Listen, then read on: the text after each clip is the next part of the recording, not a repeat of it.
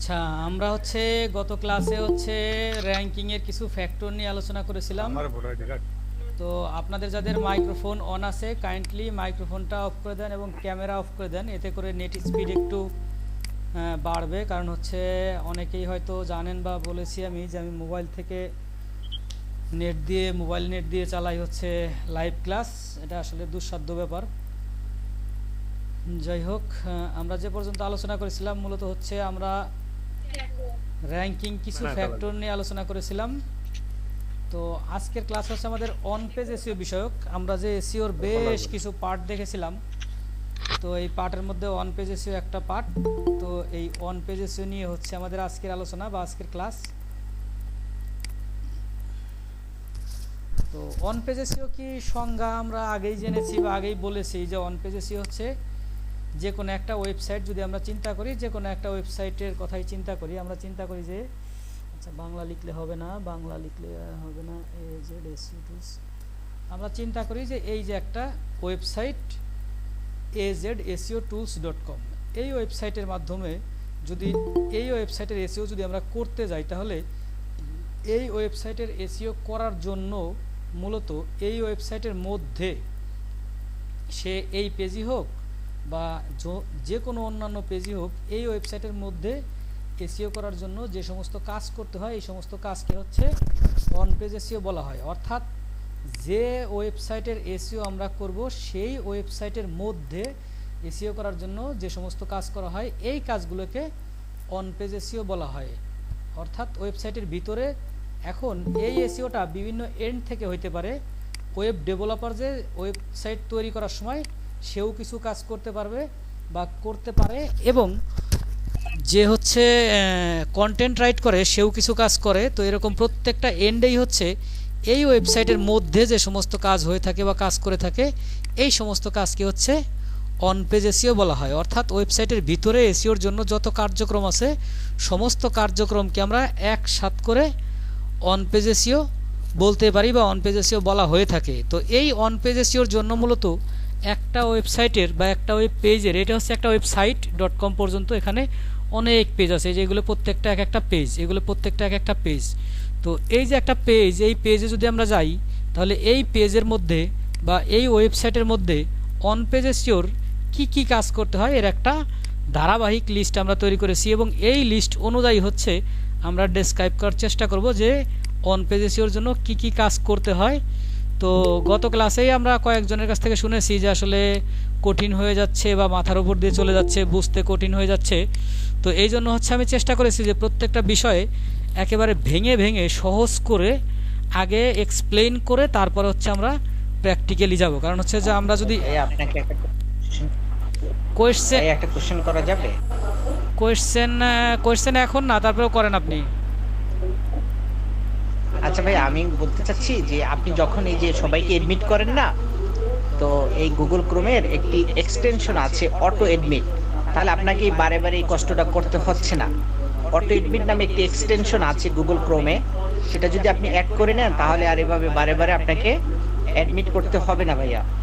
ঠিক আছে, thank you. আমি তাহলে এটা এক্ষুনি যোগ করে নেব, অটো অ্যাডমিট না? জি ভাইয়া।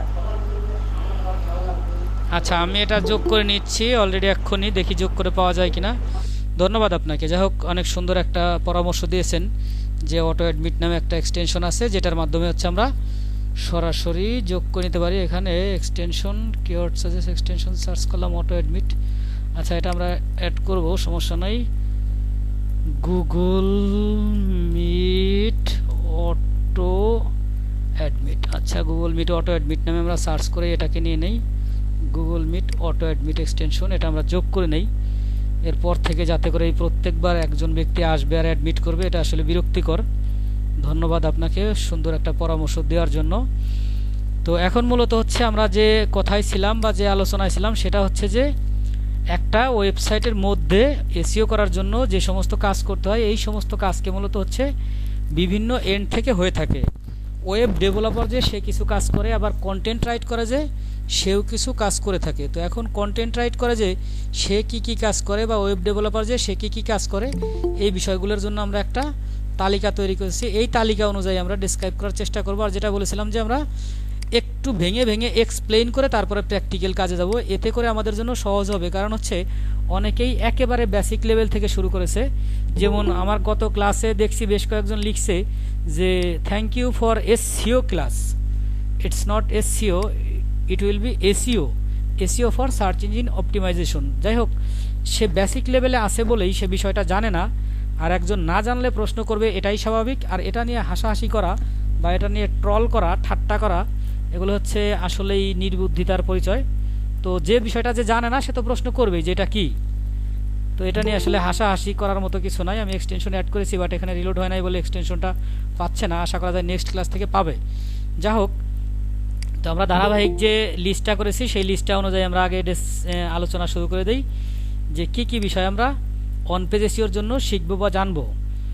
তো এইখানে আমরা অন পেজ এসইওর জন্য একটা লিস্ট করেছি, on page SEO ultimate ranking guide. এর মানে হচ্ছে একটা ওয়েবসাইটকে র্যাঙ্কিং করার জন্য বা র্যাঙ্কে আনার জন্য যে সমস্ত কাজ করতে হয় সে সমস্ত কাজের যে অন পেজ এসইওর কাজ, এই কাজের একটা লিস্ট আমরা তৈরি করেছি এবং এই লিস্ট অনুযায়ী হচ্ছে আমরা আলোচনা করব এবং কাজ শিখব। এতে করে হবে যে প্রত্যেকটা কাজই আমাদের মোটামুটি শেখা হবে। যাই হোক, অনেকের মনে হয় ইন্টারনেট সমস্যার কারণে ডিসকানেক্ট হয়ে যায়। কারণ হচ্ছে আমি দেখতে পাচ্ছি একজনকে আমি অ্যাপ্রুভ করতেছি, সে আবার লিভ হয়ে যাচ্ছে, আবার নতুন করে আসতেছে। যাই হোক, এটা এই যে একজন লিভ হয়ে গেছে, এটা হচ্ছে ইন্টারনেট সমস্যা হতে পারে, অথবা ক্লাস থেকে কেউ ভালো না লাগলে চলেও যেতে পারে। যাই হোক, এটা কোনো ব্যাপার না। তো এখন হচ্ছে আলটিমেট র্যাঙ্কিং গাইডের মধ্যে আমি বেশ কয়েকটা পার্ট আছে। এখানে হচ্ছে ক্রাউলার বোট অ্যাক্সেসিবল পার্ট, তারপর হচ্ছে ইউজার এক্সপিরিয়েন্স পার্ট, এরপর হচ্ছে কন্টেন্ট অ্যান্ড ভ্যালু পার্ট। এই তিনটি পার্টে আমি আপাতত ডিফাইন করছি এবং তিনটি পার্টের মধ্যে বেশ কিছু কন্টেন্ট আমি বা বেশ কিছু ব্যাপার আমি তুলে ধরেছি। এই বিষয়গুলো হচ্ছে অন পেজ এসইওর জন্য নর্মালি বিশ্ববিখ্যাত এসইও এক্সপার্টরাও সাজেস্ট করে থাকে। আমরা যারা ছোটোখাটো টুকটাক কাজ জানি আমরাও মোটামুটি এই কাজগুলোই করে থাকি এবং এই কাজগুলো করলেই অন পেজ এসইওর কাজ মোটামুটি সম্পূর্ণ হয় বলে আমরা ধরে নিয়ে থাকি বা হয়ে থাকে।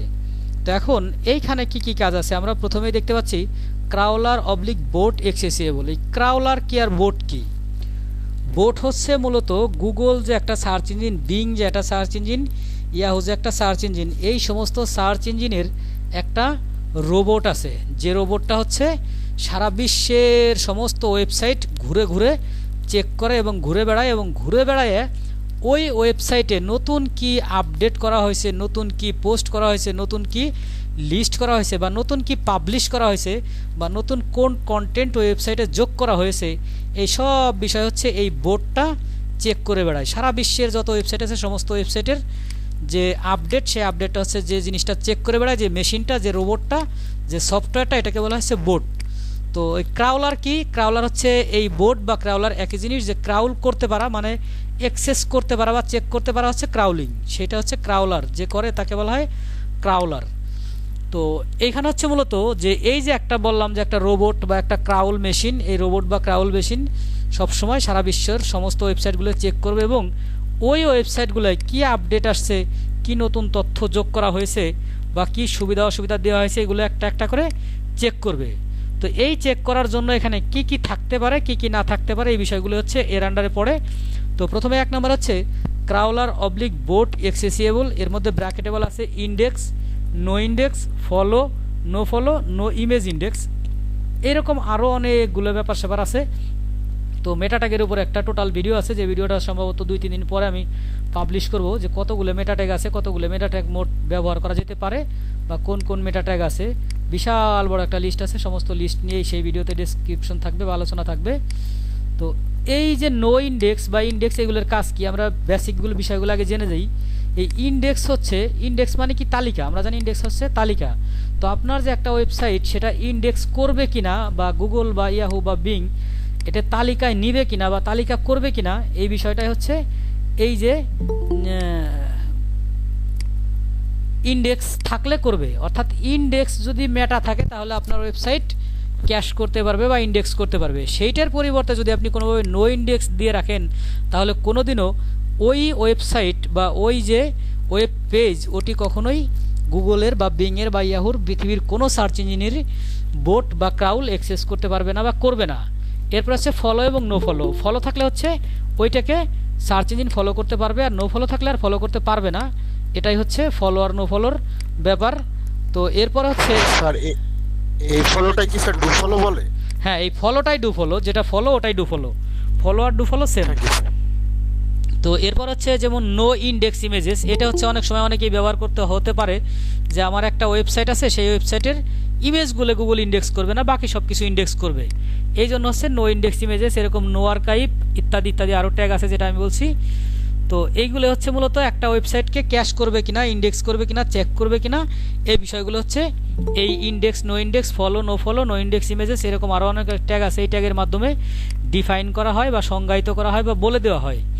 তো এরপরে হচ্ছে 2 নম্বর আছে রোবটস ডট টিএক্সটি ক্রাউলিং। আচ্ছা, রোবটস ডট টিএক্সটি কি? রোবটস ডট টিএক্সটি আমরা যে নোটপ্যাডে ফাইল লিখি, এই যে আমরা যে এখানে যদি কোনো একটা ফাইল সেভ করি, এই ফাইলটা কি হবে? ডট টিএক্সটি নামে।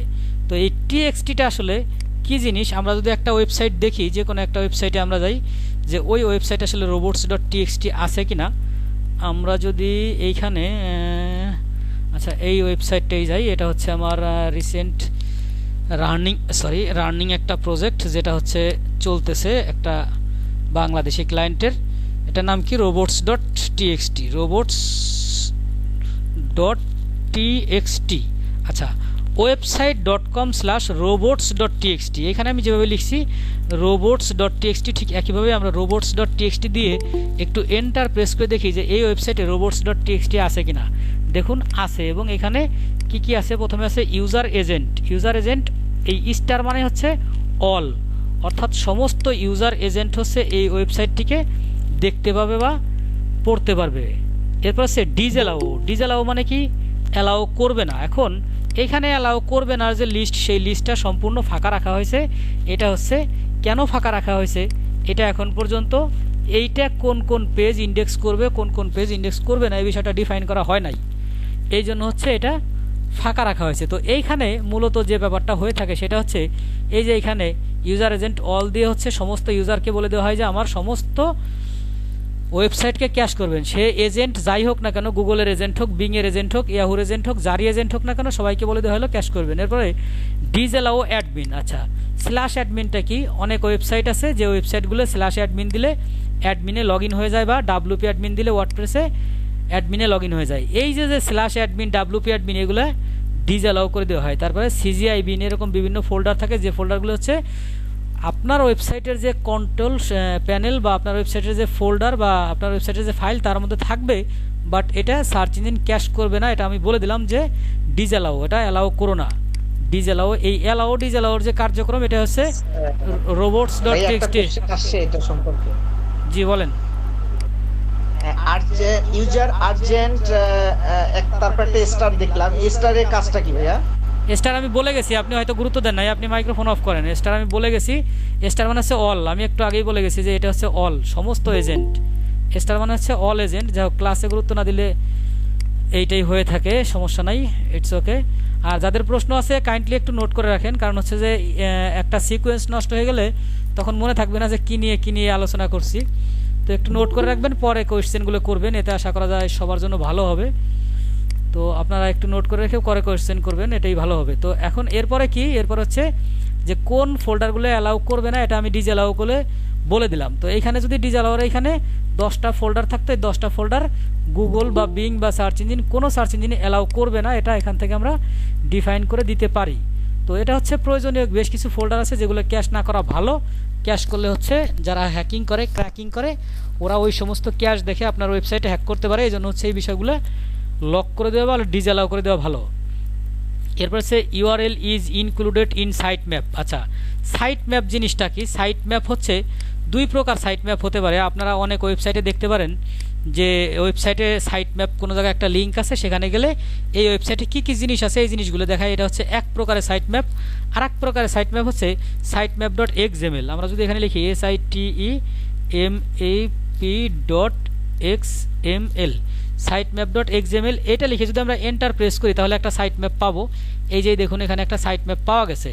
তো এই যে হচ্ছে মূলত সাইট ম্যাপ। এই সাইট ম্যাপটা যদি আমরা যাই তাহলে কি দেখতে পাবো? মূলত এই সাইট ম্যাপটা আমরা যদি নিউ ট্যাবে যাই তাহলে দেখতে পাবো যে এই ওয়েবসাইটের কোন কোন কন্টেন্ট আছে, সে সমস্ত কন্টেন্টকে কীভাবে ক্যাশ করবে না করবে, এই যে এখানে সাইট ম্যাপ জেনারেট করা হয়েছে, সেই সাইট ম্যাপটা আপলোড করা হয়েছে। মূলত হচ্ছে এই সাইট ম্যাপ দিয়ে হচ্ছে একটা ওয়েবসাইটের যে নতুন কন্টেন্ট আপলোড করলাম বা নতুন পেজ ইনক্লুড করলাম বা নতুন তথ্য যোগ করলাম বা নতুন একটা পোস্ট করলাম, যা কিছু করি কেন, নিউজ দিলাম, এই সমস্ত বিষয়টাকে গুগলের কাছে বা বিংয়ের কাছে অ্যাজ লাইক সার্চ ইঞ্জিন, যে কোনো সার্চ ইঞ্জিনের কাছে অটোমেটিক বলে দেওয়া হবে, অটোমেটিক চলে যাবে। এই যে এক্সএমএল সাইট ম্যাপ যদি আপনার ওয়েবসাইটে থাকে, আমার এই ওয়েবসাইটে যেমন এক্সএমএল সাইট ম্যাপ আমি দেখলাম যে এক্সএমএল সাইট ম্যাপ আছে, এরকম এক্সএমএল সাইট ম্যাপ যদি থাকে, এখানে যত কন্টেন্ট যোগ করা হবে সমস্ত কন্টেন্ট অটোমেটিক গুগলের কাছে নোটিশ চলে যাবে যে এই কন্টেন্ট যোগ করা হয়েছে। আমরা বর্তমান যে সাইট ম্যাপগুলো আরও উন্নত সাইট ম্যাপ দিয়ে আমরা কাজ করবো, মূলত সেই সাইট ম্যাপ একরকম একটা দেখি। যদি ব্লগে যাই, এখানে যাই, যদি আমরা সাইট ম্যাপ লিখি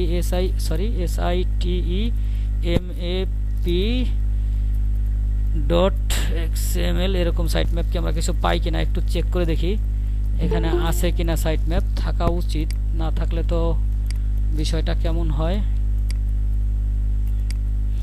এখানে আমরা কিন্তু একটা সাইট ম্যাপ পাইছি, আগে যে সাইট ম্যাপটা পেয়েছিলাম সেই সাইট ম্যাপ আর এই সাইট ম্যাপটা কিন্তু বেশ ভিন্ন। এখন এই সমস্ত সাইট ম্যাপ হচ্ছে তৈরি করা হয় বিভিন্ন সফটওয়্যার বা টুলস দিয়ে। যেমন এই সাইট ম্যাপটি তৈরি করা হয়েছে র্যাঙ্ক ম্যাথ নামে একটা প্লাগইন দিয়ে, যে এখানে দেখাচ্ছে this site map is generated by Rank Math WordPress ORG plugin. তো এরকম বেশ প্লাগইন আছে সাইট ম্যাপ জেনারেট করার জন্য। এটা হচ্ছে ওয়েবসাইট ভিত্তিক, যদি ওয়ার্ডপ্রেসের ওয়েবসাইট হয় সেটা হচ্ছে এইরকম প্লাগইন দিয়ে করা হয়। আর যদি অন্যান্য ওয়েবসাইট হয় সেই ক্ষেত্রে আপনার আমাদের এই যে এখানে সাইট ম্যাপ জেনারেটর সম্ভবত আছে, আমরা এখানে একটু সার্চ করে বের করি এই সাইট ম্যাপ জেনারেটর, আমরা শর্ট ম্যাপ না, সাইট ম্যাপ। আচ্ছা, এই যে দেখুন এক্সএমএল সাইট ম্যাপ জেনারেটর নামে একটা জেনারেটর আছে, এখানে গেলে, আচ্ছা অ্যাডে আবার ঝামেলা করতেছে, এখানে গেলে হচ্ছে এই যে এখান থেকে আমরা সাইট ম্যাপ জেনারেট করতে পারবো। এটা হচ্ছে যে সমস্ত ওয়েবসাইট বিভিন্ন সফটওয়্যার বা CMS দিয়ে করা না, ওই সমস্ত ওয়েবসাইটের জন্য এরকম সাইট ম্যাপ জেনারেট করা যায়। সেই সমস্ত সাইট ম্যাপ আপলোড করে দিতে হবে, এবং কোথায় সেটা অবশ্যই রুট ফোল্ডারে হতে হবে, অর্থাৎ .com-এর পরেই যেন এই সাইট ম্যাপটা পাওয়া যায়। প্রত্যেক জায়গায় কিন্তু আমরা এরকমই পেয়েছি, .com-এর পরেই কিন্তু এই যে এইখানে দেখেছিলাম, এইখানেও ঠিক .blog-এর পরে এই সাইট ম্যাপ আমরা পাচ্ছি। তো এরকম হচ্ছে রুট ফোল্ডারে সাইট ম্যাপ থাকতে হবে, এটাই হচ্ছে সাইট ম্যাপের ব্যাপার। আর সাইট ম্যাপ হচ্ছে কি কাজ করবে, সাইট ম্যাপ হচ্ছে মূলত কাজ করে হচ্ছে আপনার ওয়েবসাইটে যে নতুন কন্টেন্ট যোগ করা হবে, নতুন তথ্য যোগ করা হবে, নতুন পোস্ট পেজ যা কিছুই বলেন, এই বিষয়গুলো বিভিন্ন সার্চ ইঞ্জিনের কাছে অটোমেটিক খবর পৌঁছায় দিবে যে আমার ওয়েবসাইটে নতুন তথ্য যোগ করা হয়েছে, আপনি এই বিষয়টা ক্যাশ করে নেন। এটা হচ্ছে ম্যানুয়ালি করতে হবে না, অটোমেটিক এই নিউজটা পৌঁছায় দিবে হচ্ছে এই এক্সএমএল সাইট ম্যাপ। এটা হচ্ছে এক্সএমএল সাইট ম্যাপের কাজ। তো এই গেল হচ্ছে এক্সএমএল সাইট ম্যাপ পর্যন্ত। এরপরে হচ্ছে schema markup, reviews, business, jobs ইত্যাদি ইত্যাদি। আচ্ছা, স্কিমা মার্কআপটা কি, মোস্ট ইম্পর্টেন্ট একটা ব্যাপার। স্কিমা মার্কআপ, আমরা যদি এখানে ম্যাঙ্গো রেসিপি লিখি, দেখি ম্যাঙ্গো রেসিপি, ম্যাঙ্গো দিয়ে কী কী রেসিপি বানানো যায়, ম্যাঙ্গো রেসিপি লিখে যদি সার্চ করি, আমরা বিংয়ে সার্চ করতেছি আশা করা যায়। দেখুন আমরা সার্চ করার পর এই যে এইদিকে বেশ কিছু ম্যাঙ্গো রেসিপি আসছে, এই যে এইদিকে যেটা আসছে, যে এখানে ম্যাঙ্গো রেসিপি আসছে, এবং এখানে কি আসছে, এই রেসিপির একটা ছবি আসছে, কি কি দিয়ে বানানো হয় এরকম ডেসক্রিপশন আসছে, এই যে একটা ম্যাঙ্গো রেসিপি আসছে। এটা যদি আমরা গুগলে সার্চ করি এই কথাটা, তাহলে আরও সুন্দরভাবে আসবে। আমরা গুগলে সার্চ করি mango recipe, MANGO mango recipe, mango recipe লিখে যদি গুগলে সার্চ করি তাহলে আশা করা যায় আরও ভালো পাবো। এই দেখুন রেসিপি নামে অনেকগুলো চলে আসছে রিভিউ সহকারে। এই যে যে রেসিপিগুলো আসলো, এই রেসিপি দেওয়ার সাথে সাথে এই যে রিভিউ সহকারে, ছবি সহকারে, এই সমস্ত রেসিপি যদি আপনাকে আনতে হয় বা এরকম কোনো কি একটা হচ্ছে রিভিউস, এটা হচ্ছে রিভিউস, তারপর হচ্ছে বিজনেস, জবসও এরকম আছে। তো এইগুলো যদি আপনাকে আনতে হয় তখন যে কাজটির মাধ্যমে আনতে হবে ওই কাজটি হচ্ছে স্কিমা মার্কআপ। স্কিমা মার্কআপ নামে মনে হয় গতকালকে একটা ভিডিও আমি আপলোড করছি, স্কিমা মার্কআপ কীভাবে করতে হয়, কি করতে হয় না করতে হয় বিস্তারিত সম্ভবত সেই ভিডিওতে আলোচনা করা আছে। তো আপনারা একটু ওই ভিডিওটা দেখলে টোটাল বিষয়টা জেনে যাবেন। আমরা যখন আবার প্র্যাকটিক্যালি কাজ করব তখন ওই বিষয়গুলো আলোচনা করব। তো এটা হচ্ছে স্কিমা মার্কআপ। জি বলেন। কোশ্চেন ছিল আপনার ওই যে সাইট নিয়ে। আচ্ছা, কোশ্চেন আপনি নোট করে রাখেন, পরে আমরা কোশ্চেন আনসারিং পর্বে যাব। আচ্ছা ঠিক আছে, ঠিক আছে। তো এটা গেল হচ্ছে কি, এটা গেল হচ্ছে স্কিমা মার্কআপ। স্কিমা মার্কআপ দিয়ে এরকম রিভিউজ করা হয়, বিজনেস করা হয়। এখন বিজনেস জিনিসটা কি, আমরা এর আগে লোকাল এসইও নিয়ে বেসিক কিছু কথা বলছিলাম। তো যে ওয়েব হোস্টিং কোম্পানি যেটা আমরা দেখেছিলাম যে web hosting company, web history আসতেছে কেন, web hosting company in Bangladesh. তো এই যে এখানে যে দেখেন রিভিউ সহকারে আসতেছে, এরকম রিভিউ যদি আপনি যোগ করতে চান তাহলে হচ্ছে এই স্কিমার মাধ্যমে এই কাজগুলো করতে হয়। এরপর হচ্ছে জবের ক্ষেত্রে এরকম জব সার্চ করলে আমরা যদি সার্চ করি যে কি ডিজি ফুড জব, আচ্ছা ডিজি ফুড জব সার্কুলার 2021 বিষয়টা দেখি পাওয়া যায় কিনা। আচ্ছা এখানে এই বিষয়টা কেউ অ্যাড করে নাই বা পাওয়া যায় নাই। অনেক সময় এরকম জব দিয়ে সার্চ করলে আসে যে এই জবটা কোথা থেকে আসছে, তারপরে জবটার কোন তারিখে লাস্ট ডেট ইত্যাদি ইত্যাদি বিষয় এখানে দেখা যায় সার্চ পেজে। এই বিষয়গুলো হচ্ছে এই স্কিমা দিয়েই তৈরি করা হয়। তো স্কিমা তৈরি করার বিভিন্ন অপশন আছে, ম্যানুয়ালি আপনি করতে পারেন অথবা এই স্কিমা আপনি বিভিন্ন প্লাগইনস দিয়ে বিভিন্ন টুলস দিয়ে জেনারেট করতে পারেন। নর্মালি সবাই এটা জেনারেট করে নেয়, কারণ হচ্ছে যে ম্যানুয়ালি করা অনেক ঝামেলার বিষয়, অনেক কঠিন বিষয়। আর ম্যানুয়ালি করা হয়তো যখন এই সমস্ত টুলস ছিল না তখন ম্যানুয়ালি মানুষ করতে কষ্ট করে, এখন যেহেতু রেডিমেড টুলস পাওয়া যাচ্ছে সেহেতু আর এই কষ্টগুলো মানুষ করতে যায় না। এটা চলে গেল। এরপর হচ্ছে HTTPS, এটা মনে হয় আমরা গতকালকে র্যাঙ্কিং ফ্যাক্টরের মধ্যে গত ক্লাসে একটু আলোচনা করছিলাম, বিষয়টা মনে হয় বলার আর কিছু নাই। HTTPS হচ্ছে এই যে সিকিউরিটি যে একটা লেয়ার, একটা ওয়েবসাইটের এই সিকিউরিটি লেয়ার থাকতে হবে। এটা হচ্ছে অন পেজে আর একটা কাজ, সব ওয়েবসাইটে কিন্তু সিকিউরিটি লেয়ার থাকে না। এটা থাকলে কি সুবিধা, না থাকলে কি অসুবিধা। বিভিন্ন ওয়েবসাইটে গেলে দেখবেন যে log in with Facebook, log in with Google, এই যে বিভিন্ন বাটন থাকে। তো এই যে এই সমস্ত বাটন আমরা যদি একটা ওয়েবসাইট দেখি যে বিষয়টা পাই কিনা, আমরা একটু চেক করি যে লগ ইন উইথ আচ্ছা ফেসবুক গুগল পাওয়া যায় কিনা। দুঃখিত, আমরা যদি এখানে একটু দেখি পাই কিনা, একটু চেক করে দেখি বিষয়টা। তো এই যে log in with Facebook, log in with Google যে বিষয়গুলো থাকে, এই বিষয়গুলো যদি আপনি করতে চান অর্থাৎ এপিআই নিয়ে কাজ করতে চান, তাহলে হচ্ছে আপনাকে অবশ্যই এই HTTPS থাকতে হবে বা সিকিউরিটি লেয়ার থাকতে হবে, SSL থাকতে হবে। এই যে এখানে দেখুন log in with Facebook, log in with Google, এখানে প্রেস করলে গুগল দিয়ে লগ ইন হয়ে যাবে, ফেসবুক দিয়ে লগ ইন হয়ে যাবে। এই কাজগুলো যদি আপনি করতে চান তখন অবশ্যই আপনার ওয়েবসাইটে SSL থাকতে হবে। SSL না থাকলে এই কাজগুলো ফেসবুক গুগল আপনাকে করতে দেবে না। এটা হচ্ছে নাম্বার 1। নাম্বার 2 হচ্ছে এই SSL যদি আপনার ওয়েবসাইটে না থাকে তাহলে কাস্টমার এন্ডে ট্রাস্টের যে লেভেল সেই লেভেলটা কমে যাবে, কাস্টমার আপনাকে বিশ্বস্ততার জায়গাটা দুর্বল মনে করবে। এটা হচ্ছে নাম্বার 2। নাম্বার 3 আরও বেশ কিছু ব্যাপার আছে। 3 নাম্বার হচ্ছে যে আমরা অনেক সময় ভয়েস লিখে সার্চ করি, যে কথা বলে গুগলে সার্চ করে ফেলি। এই ভয়েস সার্চের যে রেজাল্ট, সেই রেজাল্ট থেকে আপনার ওয়েবসাইট গুগল সার্চ করে আনবে না। এটা হচ্ছে আরও একটা ব্যাপার। এরকম আরও অনেক ব্যাপার আছে, তো এই জন্য হচ্ছে আমরা এই কাজগুলো করব। এরপর হচ্ছে ইউজার এক্সপিরিয়েন্স হচ্ছে মিট ওয়েব কন্টেন্ট অ্যাক্সেসিবিলিটি, প্রথমে গাইডলাইন্স। আচ্ছা সার্চ ইঞ্জিন যে গাইডলাইন, সেই সমস্ত গাইডলাইন অবশ্যই মিট করতে হবে। তো গাইডলাইন আমরা কিছু বলছিলাম। গাইডলাইন আমরা হোয়াইট হ্যাট এসইও নামে একটা কথা বলছিলাম, যে হোয়াইট হ্যাট এসইও নামে একটা এসইও আছে, সেই গাইডলাইনগুলো ফলো করতে হবে। আর এই গাইডলাইনগুলো কোথায় পাওয়া যাবে, এইখানে যদি আমরা গুগল এসইও গাইডলাইন লিখি বা গুগল এসইও পিডিএফ লিখি, GGLE SEO PDF, Google SEO PDF যদি আপনারা লেখেন তাহলে আশা করা যায় একটা পিডিএফ আপনি পাবেন, যে এটা গুগলেরই সাইটে। এই যে এখানে একটা পিডিএফ পাবেন, যেটা এই যে একটা পিডিএফ, এটা হচ্ছে গুগল নিজে আপনাকে দিয়ে দিছে যে এসইও করার জন্য আপনাকে কী কাজ শিখতে হবে, কী কাজ করতে হবে। এখানে বিশাল একটা পিডিএফ আছে, এটা হচ্ছে গাইডলাইন। এই সমস্ত গাইডলাইন আপনাকে ফলো করতে হবে। এই সমস্ত গাইডলাইন যদি আপনি ফাঁকি দেন তাহলে আপনার ব্ল্যাক হ্যাট এসইওর মধ্যে পড়ে যাবে বা চলে যাবে, এই জন্য এই সমস্ত গাইডলাইন ফলো করতে হবে। এরপর আছে responsive design, same content and links. এই ব্যাপারটা খুবই ইম্পর্টেন্ট একটা ব্যাপার, যে সেম কন্টেন্ট অ্যান্ড লিঙ্কস আসলে কি বোঝানো হয়েছে। আপনার আমার যে ওয়েবসাইট, আমার ওয়েবসাইট, আমি চিন্তা করি এইটা আমার ওয়েবসাইট, এটা এখান থেকে আমি দেখতেছি, দেখার ফলে এখান থেকে আমি কি দেখতে পাচ্ছি, এইখান থেকে আমি যদি এখানে আমি একটা পোস্টে যাই, পোস্টে গেলে এই পোস্টের মধ্যে আমি কি দেখতে পাবো, এই পোস্টের মধ্যে এখানে আমি যে বিষয়গুলো দেখতে পাচ্ছি, যে ব্যাকলিংকগুলো দেখতে পাচ্ছি, যে কন্টেন্টগুলো দেখতে পাচ্ছি, এই সেম কন্টেন্ট, সেম বিষয়, সেম তথ্য যেন অন্যান্য ডিভাইস থেকেও দেখা যায়। সে ডিভাইস ছোট হোক বড় হোক, যা কিছুই হোক না কেন, সেখান থেকে যেন দেখা যায়। সেই ক্ষেত্রে আপনি রেসপন্সিভ চেকার যদি লিখে গুগল একবার সার্চ করেন তাহলে আপনি অনেক রেসপন্সিভ পেয়ে যাবেন, যে রেসপন্সিভ চেকার। এই রেসপন্সিভ চেকার জিনিসটা কি, আপনার ওয়েবসাইট রেসপন্সিভ কি না এই জিনিসটা চেক করবে রেসপন্সিভ চেকার দিয়ে। রেসপন্সিভ চেকার, এই যে রেসপন্সিভ চেকার যদি সার্চ করেন তাহলে অনেক ওয়েবসাইট পাবেন। এই সমস্ত ওয়েবসাইট থেকে আপনার ওয়েবসাইট রেসপন্সিভ কি না এই জিনিসটা চেক করতে পারবেন। তো যে সমস্ত সমস্যা আছে সেই সমস্ত সমস্যা আপনাকে স্টেপ বাই স্টেপ ফিক্স করতে হবে বা সমাধান করতে হবে। এটাই হচ্ছে এই স্টেপের কাজ। অর্থাৎ আপনার ওয়েবসাইট একজন মোবাইল থেকে দেখুক, ট্যাব থেকে দেখুক, ডেস্কটপ থেকে দেখুক, বিশাল স্ক্রিনের টিভি থেকে দেখুক, যেখান থেকেই দেখুক না কেন, অবশ্যই আপনার ওয়েবসাইট যেন সব ওয়েবসাইট থেকেই সব কন্টেন্ট এবং সব লিঙ্ক একই পাওয়া যায়। এরপর হচ্ছে multimedia, evaluate or describe media, যেটা আমরা র্যাঙ্কিং ফ্যাক্টরের মধ্যে বিষয়টা বলছিলাম, যে মাল্টিমিডিয়া ইউজ করতে হবে। মাল্টিমিডিয়া ইউজ করলে কি হয়, মূলত মাল্টিমিডিয়া ইউজ করলে যেটা হয়, আমরা অনেক সময় কিছু একটা জিনিস বোঝানোর জন্য মাল্টিমিডিয়া ইউজ করে থাকি, অর্থাৎ ইমেজ ব্যবহার করে থাকি। তো এই যে এখানে যে ইমেজগুলো ব্যবহার করা, সেই ইমেজগুলো দিয়ে কী বোঝানো হয়েছে, যে এই ওয়েবসাইটে আপনি এসইও ক্লার্ক থেকে কী করতে পারবেন, ব্যাকলিঙ্ক কিনতে পারবেন, তারপর এসইও ই স্টোর থেকে ব্যাকলিঙ্ক কিনতে পারবেন। এই যে এইরকম যে গ্রাফিক্স, আরও কিছু গুরুত্বপূর্ণ গ্রাফিক্স অনেক সময় ব্যবহার করা হয়, যে গ্রাফিক্সের মধ্যে বলে দেওয়া হয় যে বিভিন্ন ফিগার, কনফিগারেশন ইত্যাদি ইত্যাদি দেওয়া হয়। তো এই সমস্ত গ্রাফিক্স ব্যবহার করতে হবে অন পেজ এসইও করার সময়।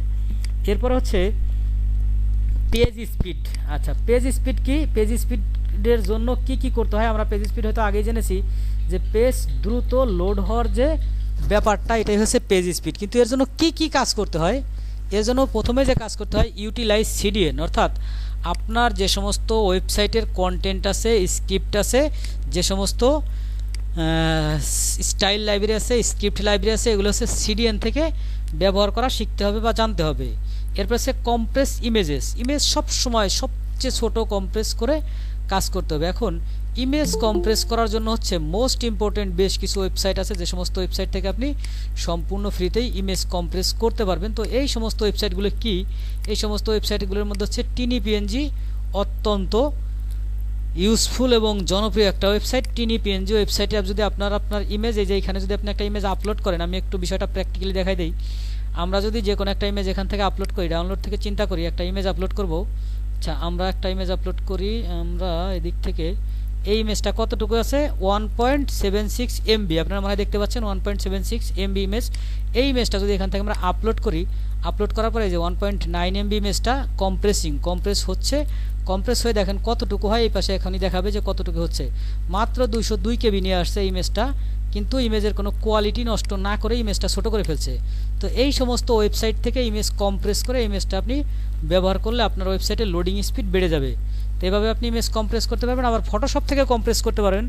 যখন আপনি ইমেজ তৈরি করবেন তখন হচ্ছে সেভ ফর ওয়েব নামে একটা অপশন আছে ফটোশপে, এই সেভ ফর ওয়েব থেকে যদি আপনি সেভ করেন, তাহলে আপনার ইমেজ অটোমেটিক কম্প্রেস হয়ে যাবে বা কম্প্রেস করা সম্পূর্ণ হয়ে যাবে। তো এটা গেল হচ্ছে ইমেজ কম্প্রেসের ব্যাপার। আর একটা হচ্ছে ইউজ রিলায়েবল হোস্টিং। এটা হচ্ছে আপনার এই স্পিড বাড়ানোর ক্ষেত্রে সবচেয়ে গুরুত্বপূর্ণ পার্ট। আপনার ওয়েবসাইটের হোস্টিং যদি ভালো কোম্পানি না হয়, হোস্টিং থেকে যদি ভালো সাপোর্ট না পান, তাহলে কখনোই আপনার ওয়েবসাইট সব কাজ করেও দ্রুত লোড হবে না। তো এই ক্ষেত্রে আপনি হোস্টিং কোথা থেকে কিনতেছেন, তাদের স্পিড কেমন, তাদের হচ্ছে সাপোর্ট কেমন, সার্ভিস কেমন, এই বিষয়গুলো রিভিউ দেখে জেনে শুনে কিনতে হবে। এতে করে আপনি ভালো স্পিড বা পেজ স্পিড পাবেন। এরপর হচ্ছে ইউজ স্মল প্যারাগ্রাফ। আচ্ছা, ইউজ স্মল প্যারাগ্রাফটা কি? আপনি যখন একটা কন্টেন্ট লিখবেন, এই কন্টেন্টটা যখন লিখবেন, এই কন্টেন্টের মধ্যে প্রত্যেকটা প্যারাগ্রাফ যেন ছোট ছোট হয়, একটা প্যারাগ্রাফ যেন বিশাল বড় না হয়ে যায়, প্রত্যেকটা যেন ছোট ছোট প্যারাগ্রাফ হয়। এটা একটা শর্ত যে ইউজ স্মল প্যারাগ্রাফ, ছোট ছোট প্যারাগ্রাফ ব্যবহার করেন। তো ছোট ছোট প্যারাগ্রাফ ব্যবহার করলে কি হয়, এই সার্চ ইঞ্জিনও এই জিনিসটাকে সহজে বোধগম্য হয় এবং গ্রাহকের কাছে, ইউজারের কাছে, বা আমি আপনি যে পড়তেছি আমাদের কাছেও যেন বিষয়টা সহজ হয়। এই জন্য হচ্ছে স্মল প্যারাগ্রাফ ব্যবহার করতে হবে, বিশাল বড় প্যারাগ্রাফ ব্যবহার করা যাবে না। এরপরে হচ্ছে কন্টেন্ট যখন লিখবেন তখন হচ্ছে অবশ্যই অ্যাক্টিভ ভয়েসে এবং স্মল সেন্টেন্সে লিখতে হবে। আচ্ছা, এখানে স্মল সেন্টেন্স না, এখানে বলা হবে যে যেটাকে বলা আপনার কমপ্লেক্স সেন্টেন্স যেন না হয়, এই সেন্টেন্সে লিখতে হবে। তো অ্যাক্টিভ ভয়েস না হলে কি হবে, আপনার হচ্ছে যে সমস্ত অটো রোবট দিয়ে বা সফটওয়্যার দিয়ে কন্টেন্ট রাইট করা হয়, সেগুলো সবসময় প্যাসিভ ভয়েস হয়ে থাকে। তো এই সমস্ত ক্ষেত্রে অ্যাক্টিভ ভয়েসে লিখতে হবে এবং স্মল সেন্টেন্স হইতে হবে, যেটাকে বলে সিম্পল সেন্টেন্স, ওই সেন্টেন্সে হইতে হবে।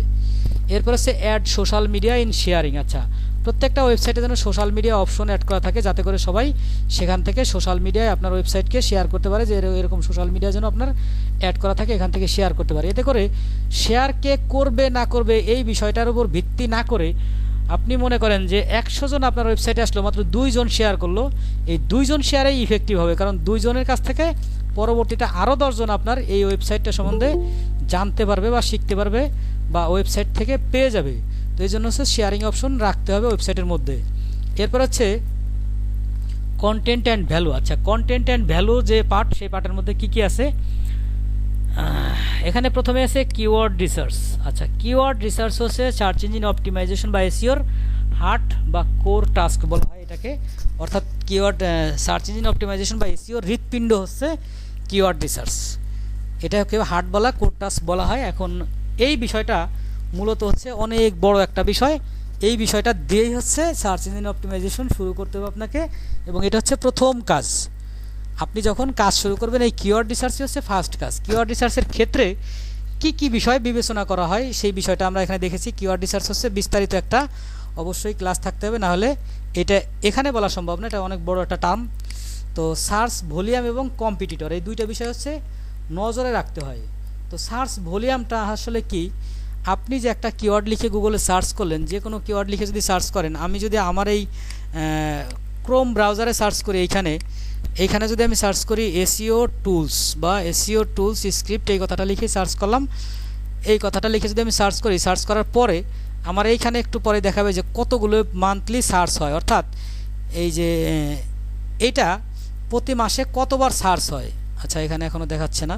আচ্ছা, এই যে মান্থলি সার্চেস, মান্থলি হচ্ছে 10 জন এই বিষয়টা সার্চ করে থাকে। কত? 10 জন। এই বিষয়টা দেখাচ্ছে হচ্ছে আমার বিভিন্ন টুলস থেকে। তো টুলস থেকে অ্যাকুরেট ভ্যালু আপনি নাও পেতে পারেন। এই বিষয়টা অ্যাকুরেট ভ্যালু পাওয়ার জন্য হচ্ছে আপনার গুগল কিওয়ার্ড টুল প্ল্যানার নামে একটা সফটওয়্যার আছে গুগলের, ওখান থেকে আপনি ফ্রিতে এই বিষয়টা চেক করতে পারেন। এই সার্চ ভলিউম মোটামুটি যেন ভালো হয়, কি হইতে হবে? সার্চ ভলিউম যেন ভালো হয়। আর একটা হচ্ছে কম্পিটিশন যেন লো হয়। আপনার ওয়েবসাইটের কম্পিটিশন যদি লো না হয়, আপনার কিওয়ার্ডের কম্পিটিশন যদি লো না হয়, তাহলে হাই কম্পিটিশনে বা মিডিয়াম কম্পিটিশনে এসইও করে র্যাঙ্ক পাইতে আপনার খুব কাঠখড়টে পড়াতে হবে। কারণ হচ্ছে যে আপনার কম্পিটিটর যত শক্তিশালী হবে, আপনার তত বেশি পরিশ্রম করতে হবে। সেই জন্য হচ্ছে কিওয়ার্ডটাকে এমনভাবে বেছে নিতে হবে যে সমস্ত কিওয়ার্ডের কম্পিটিশন মোটামুটি কম, লো কম্পিটিশন কিওয়ার্ড নিয়ে এসইও শুরু করা সবচেয়ে বেটার। তো এখন প্রশ্ন করতে পারবেন, আপনার কিওয়ার্ড কাস্টমার যদি আপনাকে কোনো কিওয়ার্ড দিয়ে দেয় মিডিয়াম কম্পিটিশনের বা হাই কম্পিটিশনের, সেই ক্ষেত্রে আপনি কি করবেন? আমি সাজেস্ট করব, যারা ইনিশিয়ালি শুরু করতেছেন, এরকম কোনো কাজ যদি পেয়ে থাকেন যে একটা ক্লায়েন্ট কাজ দিল সেটা হচ্ছে হাই কম্পিটিটিভ, তো আমি মনে করি এই কিওয়ার্ডটা বা এই কাজটা আপনার স্কিপ করে যাওয়াই ভালো। কারণ হচ্ছে যে শুরুর দিকে এইরকম একটা কিওয়ার্ডকে র্যাঙ্ক করে আনার মতো মানে কাজ যদি কেউ পারে, তাহলে সে আর শুরুর দিকে নাই, সে অনেক এক্সপার্ট হয়ে গেছে। সুতরাং এক্সপার্টদের তার বলার কিছু নাই, তারা তো আমার চেয়ে বেশি জানে বা বেশি পারে, বেশি বুঝে। তো সবসময় চিন্তা করবেন যে লো কম্পিটিশনের কিওয়ার্ড নিয়ে কাজ শুরু করতে। এরপর হচ্ছে কি, unique and high quality content. আপনি যত কন্টেন্ট লিখবেন, সমস্ত কন্টেন্ট যেন ইউনিক হয় এবং হাই কোয়ালিটি হয়। আপনার কোনো কন্টেন্ট যেন কোনো জায়গা থেকে কপি করা না হয়, কোনো জায়গা থেকে চুরি করা না হয়, কোনো জায়গা থেকে স্পিন করা না হয়, কোনো কাছ থেকে ধার করা না হয়। কোনোভাবেই কন্টেন্টটা কারোর সাথে ম্যাচ হওয়া যাবে না। কন্টেন্টটা ইউনিক হইতে হবে এবং হচ্ছে হাই কোয়ালিটি হইতে হবে। তো হাই কোয়ালিটির জন্য কী কী হইতে হবে? হাই কোয়ালিটি বলতে এখানে যা বোঝানো হয়েছে সেটা হচ্ছে কন্টেন্টের গ্রামাটিক্যালি মিস্টেক থাকা যাবে না, সেন্টেন্স সঠিক হইতে হবে, ছোট ছোট সেন্টেন্স ব্যবহার করতে হবে, তারপর হচ্ছে আপনার সহজ সরল প্রাঞ্জল ভাষায় লিখতে হবে। এই বিষয়গুলো হচ্ছে হাই কোয়ালিটি কন্টেন্টের বৈশিষ্ট্য। এরপর হচ্ছে start title with focus keyword. আচ্ছা, এখানে আমরা একটা টাইটেল দিয়ে বোঝানোর চেষ্টা করেছি যে on page SEO the ultimate ranking guide 221। এটা আমরা একটা টাইটেল হিসেবে আপনাদেরকে বোঝানোর চেষ্টা করেছি যে এটা একটা টাইটেল। তো এই টাইটেলের ফোকাস কিওয়ার্ড কোনটা? ফোকাস কিওয়ার্ড হচ্ছে অন পেজ এসইও। যখন আপনি টাইটেল শুরু করবেন, তখন হচ্ছে টাইটেলের প্রথম দিকে যেন আপনার ফোকাস কিওয়ার্ডটা থাকে। এটা অবশ্যই এইভাবেই শুরু করতে হবে। যদি সম্ভব না হয়, কোনো মডিফায়ার বা যদি আপনি যোগ করেন, যেমন বেস্ট, ফ্রি, তারপরে কি গুড, এরকম মডিফায়ার যদি আপনি যোগ করেন, তাহলে অবশ্যই চেষ্টা করতে হবে মডিফায়ারের পরেই যেন আপনার ফোকাস কিওয়ার্ডটা চলে আসে। এরপর হচ্ছে add modifier on title tag. আচ্ছা, টাইটেল ট্যাগের মধ্যে কিছু মডিফায়ার আছে, যে সমস্ত মডিফায়ার অ্যাড করতে হবে। এই সমস্ত মডিফায়ার কি? বেস্ট যোগ করতে পারেন, গাইড যোগ করতে পারেন, রিভিউ যোগ করতে পারেন, টপ যোগ করতে পারেন, ইয়ার যোগ করতে পারেন। এখানে কিন্তু ইয়ার বলতে YEAR, এই ইয়ার না, ইয়ার বলতে বোঝানো হয়েছে বর্তমান বছরে 2021, পরের বছরে 2022, তারপরের বছরে 2023। এরকম আপনি টাইটেলের মধ্যে এই সমস্ত মডিফায়ার ব্যবহার করতে পারেন। এই সমস্ত মডিফায়ার আপনার টাইটেলকে র্যাঙ্ক করতে সহযোগিতা করবে। এরপর হচ্ছে number 5, use positive or negative keywords in title. আচ্ছা, পজিটিভ নেগেটিভ কিওয়ার্ডস কি মূলত? আচ্ছা, এখানে আর একটা জিনিস বলে আসি, আপনার যদি মডিফায়ার আরও প্রয়োজন হয়, সেই ক্ষেত্রে আপনি এসইও মডিফায়ার কিওয়ার্ড লিখে যদি গুগলে সার্চ করেন, এসইও মডিফায়ার শুধু গুগল লিখবেন যে এসইও মডিফায়ার। আচ্ছা, আমরা একটু দেখে আসি বিষয়টা। এসইও মডিফায়ার লিস্ট, আচ্ছা, বা কিওয়ার্ড লিস্ট, এই যে এসইও মডিফায়ার কিওয়ার্ড লিস্ট বা ইত্যাদি ইত্যাদি সার্চ করলে এই যে এখানে 50টা মডিফায়ার আপনাকে দিয়ে দিছে। এইখানে অনেক মডিফায়ার আছে, এখানে অনেক মডিফায়ার আছে, এইগুলো আপনি এখান থেকে খুঁজে বের করতে পারবেন যে মডিফায়ার কোনগুলো পজিটিভ। এরপর হচ্ছে ঠিক একইভাবে positive oblique negative same keyword. আচ্ছা, পজিটিভ কি? পজিটিভ হচ্ছে মনে করেন যে কি বলা হয় এটাকে, পজিটিভ হচ্ছে আপনার গুড হচ্ছে পজিটিভ, তারপর হচ্ছে এরকম বেশ কিছু আছে, পজিটিভ নেগেটিভ সেন্টিমেন্টাল আছে। তো এই সমস্ত পজিটিভ নেগেটিভ সেন্টিমেন্টাল কিওয়ার্ডও ঠিক একইভাবে আপনি এইখান থেকে সার্চ করে বের করতে পারবেন এবং এই সার্চ করে বের করে সেই লিস্টগুলো দিয়ে আপনি কাজ করতে পারবেন। এখন এই যে এখানে পজিটিভ 200 ব্যাকলিঙ্কও চলে আসছে, যেটা হচ্ছে ব্র্যান্ডিনের ওয়েবসাইট।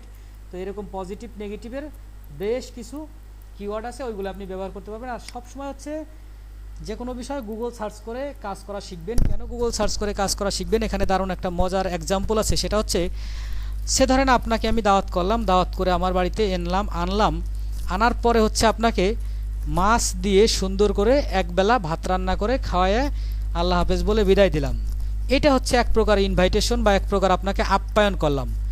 আমি যদি এটা না করে আপনার বাড়ির পাশে যে নদী আছে বা খাল আছে বা বিল আছে, ওই নদী থেকে বা ওই খাল থেকে বিল থেকে কিভাবে বড়শি দিয়ে ছিপ দিয়ে মাছ ধরে প্রতিদিন খাইতে পারবেন এই জিনিসটা শিখাই দেই, তাহলে ডেফিনেটলি এই জিনিসটাই আপনার জন্য বেটার হবে যে ভাই আমাকে একদিন মাছ না খাওয়াই প্রতিদিন কীভাবে মাছ খাইতে পারবো এই জিনিসটা শিখাই দিছে। তো আমি যদি আপনাদেরকে একটা লিস্ট এখানে দিয়ে দিই যে 20টা কিওয়ার্ডের লিস্ট দিয়ে দিলাম, আগামীকালকে আপনি ওই লিস্ট হারাই ফেললেন। হারাই ফেলার পর চিন্তা করলেন যে ভাই রে যদি এখন নক করি ভাই তো চেইতে যাবে যে কি ব্যাপার, কালকে লিস্ট দিয়েছি আজকে আবার হারাই ফেলছেন। এর চেয়ে যদি আমি আপনাদেরকে দেখাই দিই যে এই লিস্টটা আপনি কোথায় পাবেন, এই লিস্টটা তো আমি তৈরি করি নাই বা সরাসরি আমি একেবারে মঙ্গল গ্রহতে টপ করে পেয়ে যাই, এই লিস্টটা হচ্ছে গুগল থেকেই আমি বের করে কাজ করি। তো আপনারা যদি এখান থেকে বের করে কাজ করা শিখতে পারেন তাহলে আমাকে আর প্রয়োজনই হবে না। তো সবসময় গুগল সার্চ করে আপনারা হেল্প নেবেন বা কাজ করবেন। স্পেশালি আমি কোনো ট্রেনিং সেন্টারে বা কোনো কোচিং সেন্টারে কোনো কাজ শেখার জন্যই যাই নাই। 2টা ট্রেনিং সেন্টারের অভিজ্ঞতা আপনাদের সাথে শেয়ার করি আজকে। মজার একটা অভিজ্ঞতা, একটা হচ্ছে 2010 সালে, সেটা হচ্ছে ফার্মগেট একটা বিজ্ঞাপন দেখছিলাম ঢাকার ফার্মগেটে, web design and development course, এত টাকা, যাই হোক কত টাকা। এটা হচ্ছে ফার্মগেটের ওভারব্রিজ থেকে একটু বাম দিকে ওই যে আপনার তেস্তুরি পাড়ার দিকে গেলে ওই দিকে হাতের ডান পাশে। তো দোতলায় দেখলাম বিজ্ঞাপনের ওখানে আমি উঠলাম, উঠার পরে কথা বললাম যে ভাই আপনারা ওয়েব ডিজাইন ডেভেলপমেন্ট শিখান, তো কী কাজ শিখান, আমাকে একটু প্রসপেক্টাস দেওয়া যাবে কি? পরে বলছে অবশ্যই দেওয়া যাবে। তো ওই ভদ্রলোক একটা প্রসপেক্টাস আমাকে দিল। প্রসপেক্টাস দেওয়ার পরে তো প্রসপেক্টাসের মধ্যে দেখলাম যে সিএসএস কথাটা নাই। আপনারা যারা ডিজাইন সম্বন্ধে মোটামুটি কনসেপ্ট আছে তারা অবশ্যই জানেন যে সিএসএস জিনিসটা কি। সিএসএস হচ্ছে ক্যাসকেডিং স্টাইল শিট। সিএসএস দিয়ে হচ্ছে একটা ওয়েবসাইটের যে স্টাইল, আমরা যদি এই ওয়েবসাইটে যাই, এই ওয়েবসাইটে যে স্টাইল করা হয়েছে, এই যে স্টাইলগুলো করা হয়েছে, এই স্টাইলগুলো সমস্ত স্টাইল হচ্ছে এই সিএসএস দিয়ে করা। তো তো তাকে আমি জিজ্ঞেস করলাম যে ভাই আপনি কি সিএসএস শিখাবেন না? পরে বলছে যে সিএসএস হ্যাঁ সিএসএস শিখাবো, অ্যাডভান্স সিএসএস শিখাবো। আমি বললাম আপনার লিস্টের মধ্যে তো সিএসএস নাই। আচ্ছা আমাদের প্রত্যেকটা এটা মিসিং হয়ে গেছে। যাই হোক এটা বুঝলাম একটা কোচিং সেন্টারের অবস্থাটা কি। এরপর হচ্ছে আমি উত্তরায় গেছি আমার এক বন্ধুর বিয়ের দাওয়াত খাইতে। যাওয়ার পর হচ্ছে এটা হচ্ছে কত নম্বর, এটা হচ্ছে গাউসুল আজম অ্যাভিনিউ। ওইখানে হচ্ছে আমি রিক্সায় আসার সময় একটা বিশাল বিজ্ঞাপন দেখলাম, ওয়েব ডিজাইন ডেভেলপমেন্ট শেখানো হয়। তো বিজ্ঞাপন দেখে আমি আবার রিক্সাওয়ালাকে বললাম ভাই একটু দাঁড়ান, আমি 5 মিনিট জাস্ট উপরে যাবো আর আসবো। রিক্সাওয়ালা বলতেছে ভাই আমি দাঁড়াতে পারবো না, আমাকে ভাড়া দিয়ে দেন, আমি চলে যাবো। ঠিক আছে, ওনাকে ভাড়া দিয়ে দিলাম। তো আমি উপরে যে কথা বললাম যে ভাই আপনি কি এখানে ওয়েব ডিজাইন ডেভেলপমেন্ট শেখানো হয়? বলছে যে হ্যাঁ শেখানো হয়। ওইটা হচ্ছে 10 সাল বা 11 সালের দিকে, হ্যাঁ শেখানো হয়। তারপরে বললাম যে ঠিক আছে আপনাদের একটা প্রসপেক্টাস দেন। তো প্রসপেক্টাস দেওয়ার পরে প্রসপেক্টাসটা নিয়ে আমি চলে আসছি। চলে আসার পরে আমি যে অফিসে জব করি ওই অফিসে হচ্ছে আমি ডাটা এন্ট্রি টিমে কাজ করতাম তখন, এবং ওই অফিসে হচ্ছে সফটওয়্যার ডেভেলপমেন্ট ওয়েব ডেভেলপমেন্ট নামে একটা টিম ছিল। ওই টিমে হচ্ছে 7-8 জন লোক ছিল, ডেভেলপার ছিল। তো তাদের একজনকে আমি দিলাম, শারিক ভাই নাম, শারিক ভাই বাংলা লিঙ্কে চাকরি করে। তো শারিক ভাইকে দিলাম যে ভাই এটা একটু দেখেন না যে আসলে এখানে কি কি শেখা যায়। তখন আমি মানে পাগল হয়ে গেছি ওয়েব ডিজাইন শেখার জন্য, মানে কোথায় কোন ট্রেনিং সেন্টার পাওয়া যায়, কোথায় কোচিং সেন্টার পাওয়া যায়। তো উনি হচ্ছে দেখলো প্রসপেক্টাসটা, দেখে প্রসপেক্টাসের নিচে একটা ওয়েবসাইটের নাম আছে xyz.com। ধরেন এটা xyz.com, আমি বলতেছি আসলে xyz.com না। তো উনি করলো কি এখানে xyz.com লিখে সার্চ করে দেখার পরে দেখলো যে xyz.com ওয়েবসাইটটা করা হচ্ছে একটা ইমেজ দিয়ে। আপনারা যারা ওয়েব ডিজাইন মোটামুটি কনসেপ্ট আছে তারা বুঝতে পারতেছেন যে ইমেজ হচ্ছে কি আইএমজি ট্যাগ দিয়ে পুরো ওয়েবসাইটের মধ্যে একটা ইমেজ বসাই দেওয়া যায়। তো ওরা হচ্ছে যে প্রসপেক্টাসটা দিছে ওইটাই হচ্ছে আইএমজি ট্যাগ দিয়ে বসাই দিছে। তো পরে বললো যে ভাই এরা তো নিজেরাই কিছু জানে না, এরা আইএমজি ট্যাগ দিয়ে একটা প্রসপেক্টাস বসাই রাখছে, আপনারা কি শিখাবেন? তো এটা হচ্ছে মানে ওভারঅল একটা view, but not all coaching centre, প্রত্যেকটা কোচিং সেন্টারে কিন্তু এরকম না। কিছু কিছু কোচিং সেন্টার আছে ডেফিনেটলি তারা ভালো কাজ শেখায়, সেখান থেকে শিখে প্রতিদিন ভালো অনেক মানুষ কাজ শিখতেছে, অনেক অভিজ্ঞতা অর্জন করতেছে। তবে এই যে ভালো কোচিং সেন্টার এটার পার্সেন্টেজ খুবই কম। আর বর্তমান তো বলার কথাই না, বর্তমান হচ্ছে এটাকে এমএলএম করে ফেলছে মানুষ, এটা নিয়ে আসলে কথা বলার আর কিছু নাই। আমার এখানে গ্রুপে অনেক লোক আছে যারা হচ্ছে এমএলএমের লোক, হয়তো যারা 2-1 এমএলএমএল থাকলে মাইন্ড করেন না। আমি গত ক্লাসে দেখছি নাম দেখেই বোঝা যায়, এদের নামের আগে এদের গলায় সাইনবোর্ড লাগানো থাকে যে এরা এমএলএমের লোক। তো এই এমএলএমের লোকগুলো কি করে, আপনাকে জোর করে একটা কোচিং সেন্টারে ভর্তি করে দেবে, 8,000 টাকা কোর্স ফি নেবে, সেখান থেকে সে 845 টাকা কমিশন পাবে। তো কাজ কিছুই শিখাবে না, সে জাস্ট ভর্তি করে দেবে। এই বিষয়টা নিয়ে আরও একটু আজকের মজার এক্সপিরিয়েন্স আছে, পরে শেয়ার করবো, আমি কথায় ফিরে আসি। তো এটা হচ্ছে তারপর হচ্ছে use keyword in the title, আপনার যে ফোকাস কিওয়ার্ড সেটা হচ্ছে টাইটেলের মধ্যে ইউজ করতে হবে। তারপর হচ্ছে কি এসইও ফ্রেন্ডলি ইউআরএল, এটা খুবই গুরুত্বপূর্ণ একটা ব্যাপার। website.com/news/onpage-SEO এইরকম টাইটেল হইতে হবে, টাইটেলটা যেন হিজিবিজি, এই যে এরকম টাইটেল যদি না হয়, এই যে এরকম, এটা কিন্তু গুগল সার্চ করা টাইটেল, এটা কিন্তু আসলে টাইটেল না, এরকম কোনো টাইটেল যেন না হয়। এই টাইটেলগুলো হচ্ছে সার্চ ইঞ্জিন বা অপটিমাইজেশন বা এসইওর ক্ষেত্রে খুবই ব্যাড ইম্প্যাক্ট ফেলে, বা এগুলোকে এসইওর ভাষায় আগলি ইউআরএল বলা হয়। এই সমস্ত আগলি ইউআরএল ব্যবহার করা যাবে না, নিট অ্যান্ড ক্লিন ইউআরএল ব্যবহার করতে হবে। আচ্ছা, এরপর হচ্ছে কি focus keyword in the URL. আচ্ছা, এই যে ইউআরএলটা হচ্ছে কি website.com/news/onpage-SEO, আমাদের ফোকাস কিওয়ার্ড আমরা কি বলছিলাম, onpage-SEO। তার মানে এই ফোকাস কিওয়ার্ডটা যেন আপনার এই ইউআরএলের মধ্যে থাকে, এটা আমি আগের ক্লাসে একটু কোন পর্যায়ে যেন দেখেছিলাম, এটা যেন অবশ্যই আপনার ইউআরএলের মধ্যে থাকে। এটা হচ্ছে 8 নম্বর। 9 নম্বর আছে keep URL length 50 to 75 characters. আপনার ইউআরএলের যে লেন্থ, এই যে এইখান থেকে যে লেন্থ, এই লেন্থটা যেন 50 থেকে 75 ক্যারেক্টার হয়, কিন্তু অবশ্যই চেষ্টা করবেন যে 75 পর্যন্ত না যেতে, আরও কম থাকলে ভালো হয়। এটা মোটামুটি কম থাকা ভালো, অনেক বড় যেন ইউআরএল না হয়। কারণ আমরা সবাই ক্যামেরাটা অফ রাখি। আচ্ছা, এরপরে হচ্ছে কি focus keyword length 40 to 60 character. আচ্ছা, ফোকাস কিওয়ার্ড কোনটা, এই যে এখানে যে ফোকাস কিওয়ার্ড, এই ফোকাস কিওয়ার্ডের লেন্থ যেন অবশ্যই 40 থেকে 60 ক্যারেক্টার হয়। এখানে অনেকেই আরও বেশি বলে থাকে, কিন্তু আমি এখানে আমার বেশ কিছু ওয়েবসাইটে কাজ করার অভিজ্ঞতা থেকে এই জিনিসটা ক্যালকুলেট করেছি যে 40 থেকে 60 হচ্ছে সবচেয়ে ভালো রেজাল্ট পাওয়া যায়। এখানে আপনাকে বিভিন্ন সার্চ ইঞ্জিন স্পেশালিস্টরা 70-75 বলতে পারবে বা বলে থাকবে, কিন্তু আমি দেখছি যে 60 পর্যন্ত গেলে ভালো রেজাল্ট পাওয়া যায়, 60-এর পর ভালো রেজাল্ট পাওয়া যায় না। এরপর হচ্ছে অ্যাট্রাকটিভ মেটা ডেসক্রিপশন। আচ্ছা, অ্যাট্রাকটিভ বলতে কি, আমি যখন কোনো একটা বিষয় লিখে সার্চ করি, সিএসএস লিখে সার্চ করার পরে এখানে আসছে কি CSS is the language use to style in HTML document, এই যে এটা হচ্ছে মেটা ডেসক্রিপশন। এই মেটা ডেসক্রিপশনটা যেন অ্যাট্রাকটিভ হয়। অ্যাট্রাকটিভ যে করতে গিয়ে আবার আপনার মূল যে বিষয় সেই বিষয়ের বাইরে যেন না চলে যান, এই বিষয়টা আবার মাথায় রাখতে হবে যে মূল বিষয়ের বাইরে চলে যাওয়া যাবে না, এবং স্প্যামিং জাতীয় কিছু লেখা যাবে না। আপনার যে বিষয়টা লেখা আছে, এখানে বলছি সিএসএস, ঠিক এইখানে সিএসএস সম্বন্ধীয় লেখা। এখানে আমি সার্চ করলাম সিএসএস, আর নিচে আসলো যে লাল গরু কালো গরু, এইটার দাম লালটাও 1 লাখ কালাটাও 1 লাখ। তো এরকম যদি আসে তাহলে তো সমস্যা। এই জন্য হচ্ছে অ্যাট্রাকটিভ করতে যায় আবার আপনার যে মূল বিষয়, সে বিষয় থেকে যেন আপনি বাইরে চলে না যান। আচ্ছা, এরপর হচ্ছে ইউজ হেডার ট্যাগ। আচ্ছা, হেডার ট্যাগ আমরা এর আগেই বলছিলাম যে H1 থেকে H6 পর্যন্ত 6টা ট্যাগ আছে। এই সমস্ত ট্যাগ যেন সার্চ ইঞ্জিন অপটিমাইজেশন বা এসইও করার সময় ব্যবহার করা হয়। এই সমস্ত ট্যাগ ব্যবহার করা হলে সার্চ ইঞ্জিন বা এসইওর জন্য এই সমস্ত ট্যাগ খুবই ইফেক্টিভ, এবং H1 থেকে H6 পর্যন্ত যে ট্যাগ আছে সবগুলো ট্যাগ ব্যবহার করতে না পারলেও আপনাকে মিনিমাম H1 থেকে H3 পর্যন্ত 3টি ট্যাগ ব্যবহার করতে হবে বা করা উচিত। এটা আমি আমার অভিজ্ঞতা থেকে আপনাদেরকে সাজেস্ট করি। এরপর হচ্ছে কি use focus keyword in the header tag. আচ্ছা, হেডার ট্যাগ আপনি যখন ব্যবহার করবেন, আমরা যখন হেডার ট্যাগ ব্যবহার করব, ওই হেডার ট্যাগের মধ্যে যেন ফোকাস কিওয়ার্ড থাকে। অর্থাৎ এখানে বিষয়টা আমরা একটু এক্সাম্পল সহকারে দেখাইলে ভালো হবে। এখানে কি আছে না, এখানে নাই, এখানে আমি কেটে দিয়েছি। তো এইখানে যদি আমি হেডার ট্যাগ বিষয়টা বুঝাইতে যাই যে হেডার ট্যাগটা কি, এই যে এসইও টুলস, এখানে আবার সার্চ করা লাগতেছে। আচ্ছা,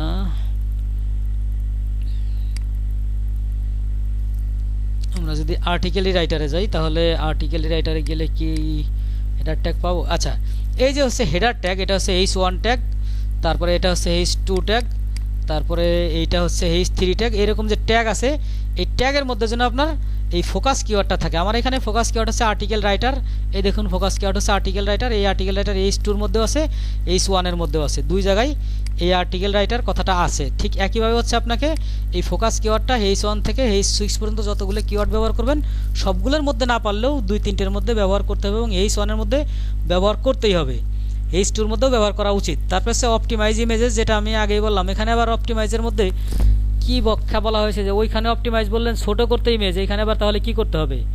এইখানে অপটিমাইজ বলতে বোঝানো হয়েছে ইমেজ শুধু কম্প্রেস করলেই হবে না, ছোট করলেই হবে না, ইমেজের টাইটেল নেম দিতে হবে। একটা ইমেজের প্রত্যেকটা ইমেজের টাইটেল থাকে।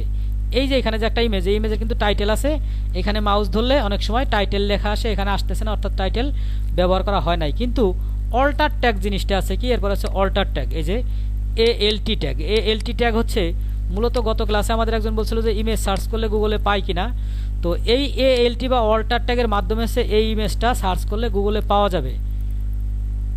কথাটা মানে বুঝাইতে পারছি? আমি যদি এই নামে কোনো ইমেজ সার্চ করি, এই নামে যদি কোনো ইমেজ সার্চ করি, এখান থেকে যদি এই বিষয়টা নিয়ে আমি ইমেজ হিসেবে সার্চ করি বা এখানে সার্চ করি, তাহলে দেখব যে ইমেজ হিসেবে কিছু পাওয়া যায় কিনা। আমি ইমেজে যাই, আগে ইমেজে গিয়ে এখানে যদি এটা সার্চ করি, আশা করা যায় পাওয়া উচিত। আমরা একটু সার্চ করে দেখি যে আসলে পাই কিনা।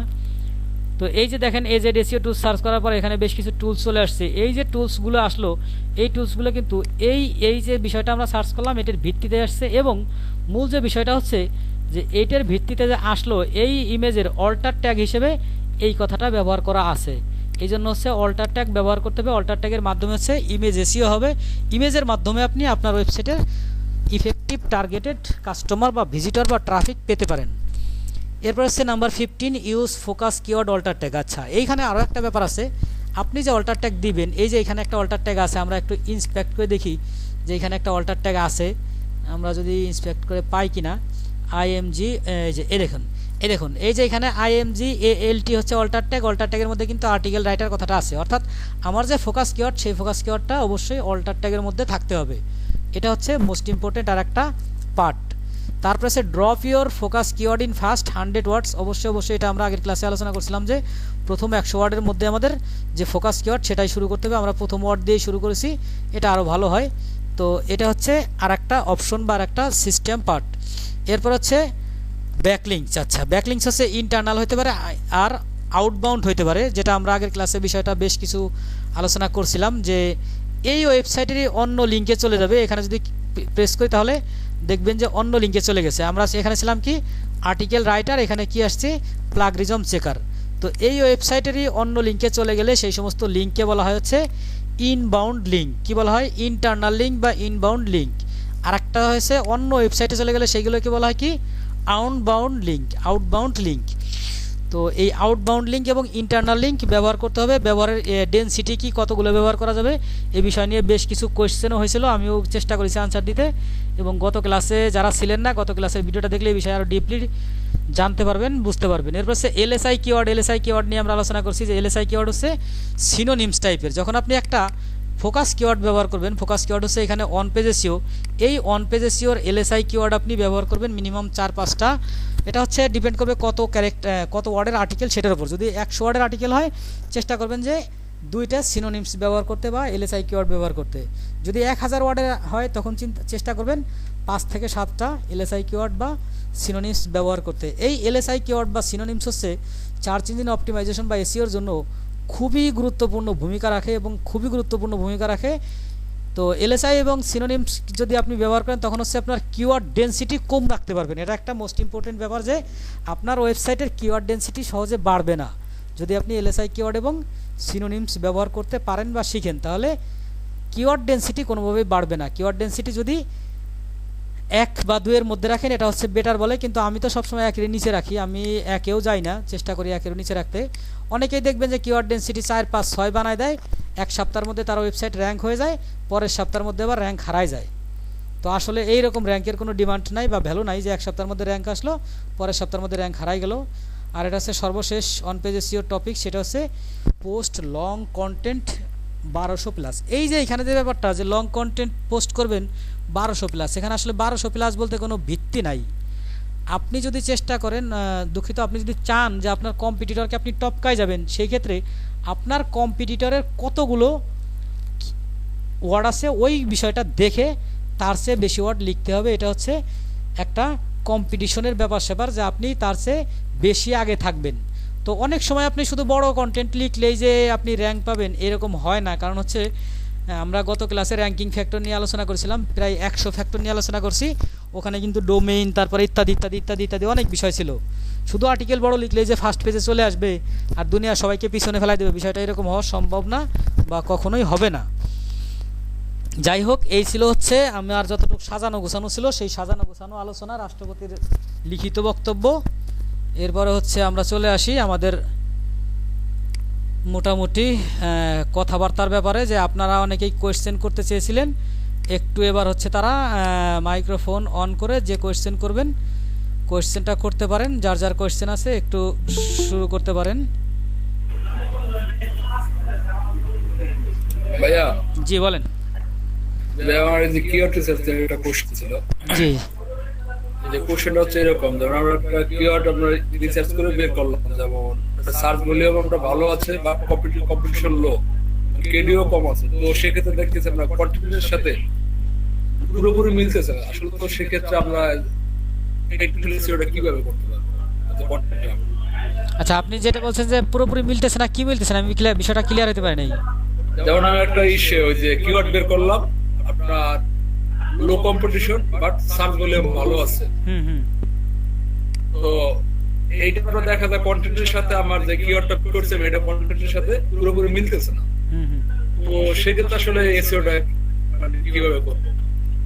আচ্ছা, আপনার কম্পিটিটরের সাথে পুরোপুরি না মিললেই তো মনে হয় ভালো হবে, কারণ হচ্ছে কম্পিটিটরের সাথে এখন না না না না ভাইয়া, এই কন্টেন্ট। ও আচ্ছা, কন্টেন্টের সাথে, এই জন্য আমি বলছি প্রথমবার বুঝি না। আসলে কন্টেন্টের সাথে যদি মিল না হয় তাহলে সবচেয়ে বড় সমস্যা হবে। কারণ হচ্ছে এসইও কিন্তু নতুন একটা আপডেট আনছে গুগল, সেই আপডেটটা হচ্ছে আপনার যে কন্টেন্ট আছে সেই কন্টেন্টের উপর ভিত্তি করে আপনার ওয়েবসাইটের টাইটেল এবং মেটা টাইটেল অটোমেটিক গুগল নিয়ে নিবে। আপনি মেটা টাইটেল বা টাইটেল দিলেই সেটা গুগল কিন্তু পছন্দ করে নিবে না। এটা কিন্তু অলরেডি নতুন আপডেট এবং কার্যকরও হয়ে গেছে, যে আপনি টাইটেল, মেটা টাইটেল বা টাইটেল যাই দেন না কেন, আপনার কন্টেন্টটাও চেক করবে, টোটাল কন্টেন্টটা রিড করবে। রিড করার পরে যে বিষয়টা আসবে সেই বিষয়টা হচ্ছে ওইটার উপর ভিত্তি করে আপনার একটা টাইটেল সেট করে দেবে। তো সেই ক্ষেত্রে এইখানে যে সলিউশনটা আসতে পারে, অবশ্যই অবশ্যই আপনাকে কন্টেন্টের সাথে রিলেটেড একটা কিওয়ার্ড খুঁজে বের করতে হবে। সেটা মানে প্রয়োজনে কষ্ট বেশি হলেও এইরকমই করতে হবে, তা না হলে যেটা হবে আপনি মানে আশা করা যায় র্যাঙ্ক পাবেন না, পাওয়া খুব টাফ ব্যাপার হয়ে যাবে। আচ্ছা আচ্ছা ভাই, আরেকটা জিনিস ছিল ভাই, সেটা হচ্ছে আমরা যখন একটা কিওয়ার্ড রিসার্চ করি তখন দেখা যায় আমরা কান্ট্রিটা কিন্তু সিলেক্ট করে তারপর কিন্তু কিওয়ার্ড রিসার্চ করি। আচ্ছা, যখন কিওয়ার্ডটা বের করি ওই কিওয়ার্ডে কি তখন ওই যে কান্ট্রির নামটা কি উল্লেখ করা কি ঠিক হবে? গুড কোয়েশ্চেন, খুবই গুড কোয়েশ্চেন। এটা নিয়ে আমি গত ক্লাসে একটু আলোচনা করছিলাম যে লোকাল এসইওর যে ব্যাপারটা, আপনি যদি এখানে লেখেন যে অ্যাপেক্স মানি ব্যাগ, আচ্ছা অ্যাপেক্স মানি ব্যাগ বা অ্যাপেক্স ওয়ালেট, এই দেখেন অ্যাপেক্স ওয়ালেট লেখার সাথে সাথে প্রাইস ইন বিডি চলে আসছে। তো এই গুগল কিন্তু প্রাইস ইন বিডি কথাটা আপনাকেই সাজেস্ট করছে, কারণ হচ্ছে এই বাংলাদেশ বা বিডি এটাকে বলা হচ্ছে কান্ট্রি মডিফায়ার। যদি আপনি বাংলাদেশ কান্ট্রির বা বাংলাদেশের জোনের লোকজনের জন্য আপনি এসইও করে থাকেন, তাহলে অবশ্যই আমি বলবো এই কান্ট্রি মডিফায়ার অবশ্যই ইউজ করবেন। কান্ট্রি মডিফায়ার আপনার অবশ্যই হেল্প করবে। এটা আমি মনে হয় গত সে র্যাঙ্কিং ফ্যাক্টরে বলছিলাম যে মডিফায়ার কী কী আছে। যা হোক, আমার মনে হয় বুঝতে পারছেন আপনার। জি ভাইয়া, বুঝতে পারছেন। স্যার হচ্ছে আমি গুগলকে বলে দিলাম যে হচ্ছে গুগল তুমি আমার এই পেজটা ইন্ডেক্স করো না, তারপর ওয়েবসাইটের কোন প্রবলেমের কারণে স্যার যে গুগল তারপরও রোবট পাঠায় আমার এই পেজটা ইন্ডেক্স করে, এটার কি কোনো? আচ্ছা, মানে আপনি নো ইন্ডেক্স করে রাখছেন তারপরে ইন্ডেক্স করছে, রাইট? জি স্যার। আচ্ছা, এই বিষয়গুলো তো মনে করেন যে আমার আপনার আসলে এখানে কিছু বলার নাই বা করার নাই, কারণ হচ্ছে গুগল বলে দিছে যদি আপনার ওয়েবসাইট আপনি ক্যাশ না করাইতে চান তাহলে নো ইন্ডেক্স লিখে রাখেন। এটা কিন্তু আমার কথা না বা আপনার কথা না, গুগল আমাদেরকে শিখাইছে যে আপনি যদি চান আপনার ওয়েবসাইট ক্যাশ করাবেন না তাহলে নো ইন্ডেক্স বা নো ফলো লিখে রাখেন। এখন আমরা নো ইন্ডেক্স এবং নো ফলো দুটোই লিখে রাখলাম। লিখে রাখার পরেও যদি গুগল ক্যাশ করে, সেই যে ব্যাপারটা, এই ব্যাপারটা আসলে কি হতে পারে এটা আমার জানা নাই। আমরা যেটা জানা নাই সেটা নিয়ে আসলে উল্টাপাল্টা ব্যাখ্যা দেওয়ার আমি চেষ্টা করব না, কারণ হচ্ছে যে আমি যেটুকু জানি না সেটা উল্টাপাল্টা ব্যাখ্যা দেওয়ার চেষ্টা কখনোই করব না। আচ্ছা স্যার, ধন্যবাদ, সমস্যা নেই স্যার। আর আরেকটা বিষয় সেটা হচ্ছে, এই ব্যাপারে আপনি কি বলেন জানি না, এই যে পুরোপুরি অন পেজের যে ফ্যাক্টরগুলো স্যার আপনি দেখাইলেন, এই ফ্যাক্টরগুলো যদি মানে মানে সকল প্রবলেম আমি যখন স্যার ফিক্স করব, এই পুরো ব্যাপারটাকে কি স্যার টেকনিক্যাল এসিও বলে? না, এখানে এর মধ্যে টেকনিক্যাল এসিও কিছু জিনিস আছে, যেমন এক্সএমএল সাইট ম্যাপ ইত্যাদি ইত্যাদি বিষয় এখানে টেকনিক্যাল এসিও আছে, কিন্তু টোটালটা টেকনিক্যাল এসিও না। অল্প কিছু ব্যাপার আছে এখানে যেগুলো টেকনিক্যাল এসিওর মধ্যে পড়ে। জি sir, robot TXT, STPS, SSL fixed 44, জি স্যার। তার মানে স্যার এইগুলোর মাধ্যমে আমি একটা সার্ভিস দিতে পারি স্যার আমার ক্লায়েন্টকে, বা বিভিন্ন মার্কেট প্লেসে আমি একটা কাজ করতে পারি স্যার? অবশ্যই করতে পারেন। সবচেয়ে বড় ব্যাপারটা হচ্ছে মার্কেট প্লেসটা হচ্ছে ভিন্ন একটা জায়গা।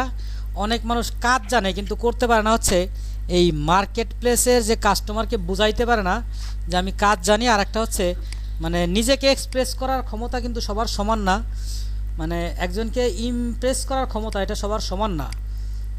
এই বিষয়টা যাদের অনেক বেশি আছে তারা দেখা গেলো কাজ কম জেনেও কাজ নিয়ে আসতেছে, আবার যাদের কাজ অনেক ভালো জানে কিন্তু কাস্টমারকে ইমপ্রেস করার মতো, কাস্টমারকে ম্যানেজ করার মতো কথাবার্তা জানা নাই, তারা আসলে দেখা যায় অনেক সময় কাজ পায় না বা পাবে না। এটাই স্বাভাবিক, এটা ভিন্ন একটা ব্যাপার।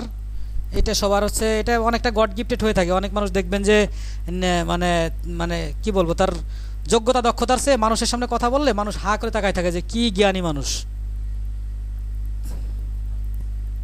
জি স্যার।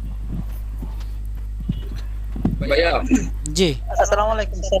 ওয়ালাইকুম আসসালাম। জি বলেন, শুনতে পাচ্ছি আপনার কথা। কে জানি বলতেছে? আপনি বলেন। আসসালামু আলাইকুম স্যার।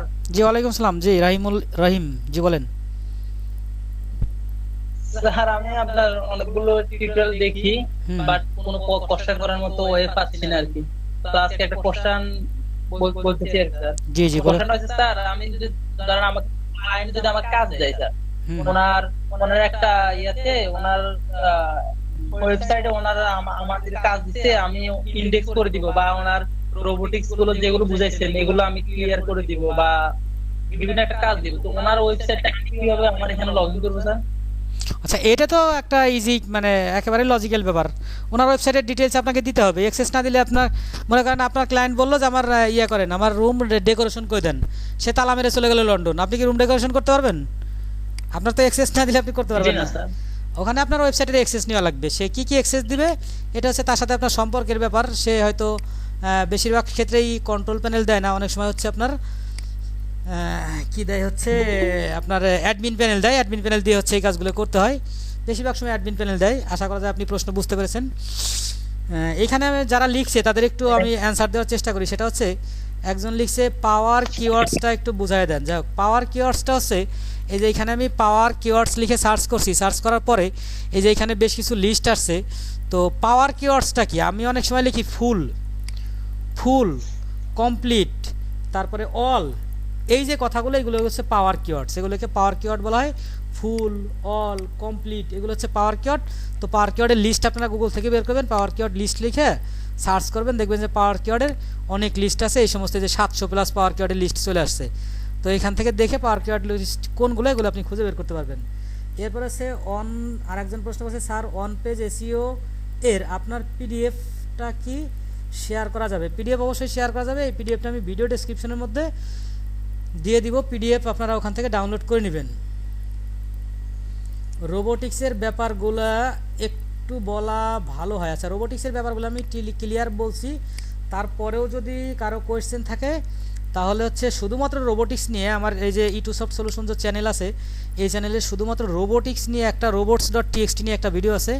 আপনারা এই একটু কাইন্ডলি ওই ভিডিওটা দেখে তারপরে কোয়েশ্চেন করলে ভালো হবে। আশা করা যায় ওই ভিডিওটা দেখলে আপনার কোয়েশ্চেন থাকবে না, সব কোয়েশ্চেনের আনসার পেয়ে যাবেন। তারপর হচ্ছে ইফতিরাজ প্রশ্ন করেছেন যে আপনার H1 H2 H3 প্রত্যেকটাতে কয়টা ট্যাগ ব্যবহার করতে হবে। আচ্ছা, এখানে প্রত্যেকবারই যদি আপনি ফোকাস কিওয়ার্ড ব্যবহার করেন তাহলে আবার স্প্যামিং হয়ে যাবেন।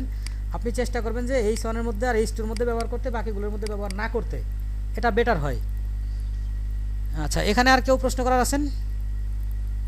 জি জি বলেন। কিওয়ার্ড ডেনসিটিটা কি আরেকবার একটু বুঝাবেন? আচ্ছা, কিওয়ার্ড ডেনসিটি ব্যাপারটা হচ্ছে, আমি কিওয়ার্ড ডেনসিটি আমার, আচ্ছা দাঁড়ান, আমাদের কি যে অনেকে আবার এই কি বলে আপনার কি বলে ইউটিউবের লিঙ্ক চেয়েছিলেন, সেটা আমি একটু কপি করে দেই, এরপরে কিওয়ার্ড ডেনসিটি বলতেছি।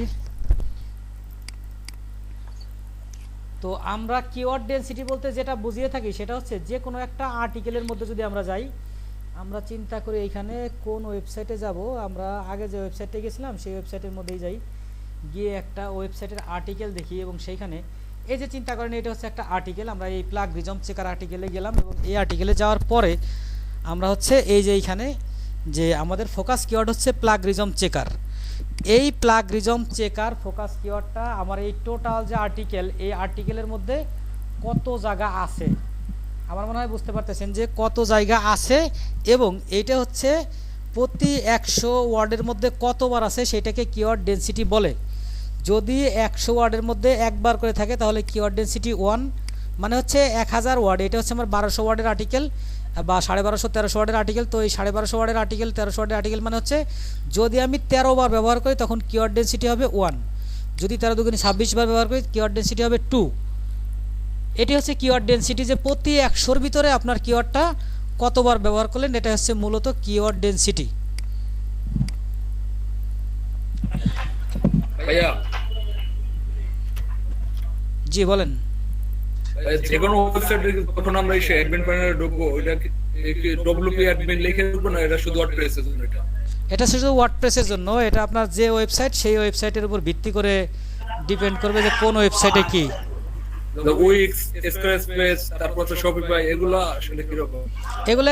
এগুলার এক একটার এক এক রকম, যেগুলোর যে রকম সেগুলো সেই রকম কাজ করতে হবে।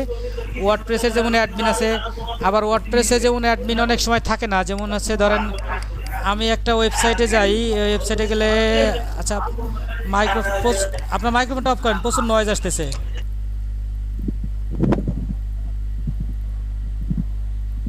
আচ্ছা, এই যে একটা ওয়েবসাইটে যদি আমি যাই, ওয়েবসাইটে গেলে আমার মনে হয় এখানে আমি যে এটা কিন্তু ওয়ার্ডপ্রেসের ওয়েবসাইট, কিন্তু যদি এখানে আমি WP অ্যাডমিন লিখি তাহলে আসবে না। এইগুলো হচ্ছে ডিপেন্ড করে ডেভেলপারের উপরে, ডেভেলপার এগুলো কীভাবে সেট করলো, এগুলো সেই উপরে ভিত্তি করে চেঞ্জ হয়ে যাবে। এখানে WP অ্যাডমিন লেখার পর দেখবেন যে নট ফাউন্ড আসবে, কারণ এটা হচ্ছে এই যে দেখেন নট অ্যাভেলেবেল, মানে এখানে WP অ্যাডমিন নাই, আসলে কিন্তু আছে, তার মানে এটা আমি হাইড করে রাখছি।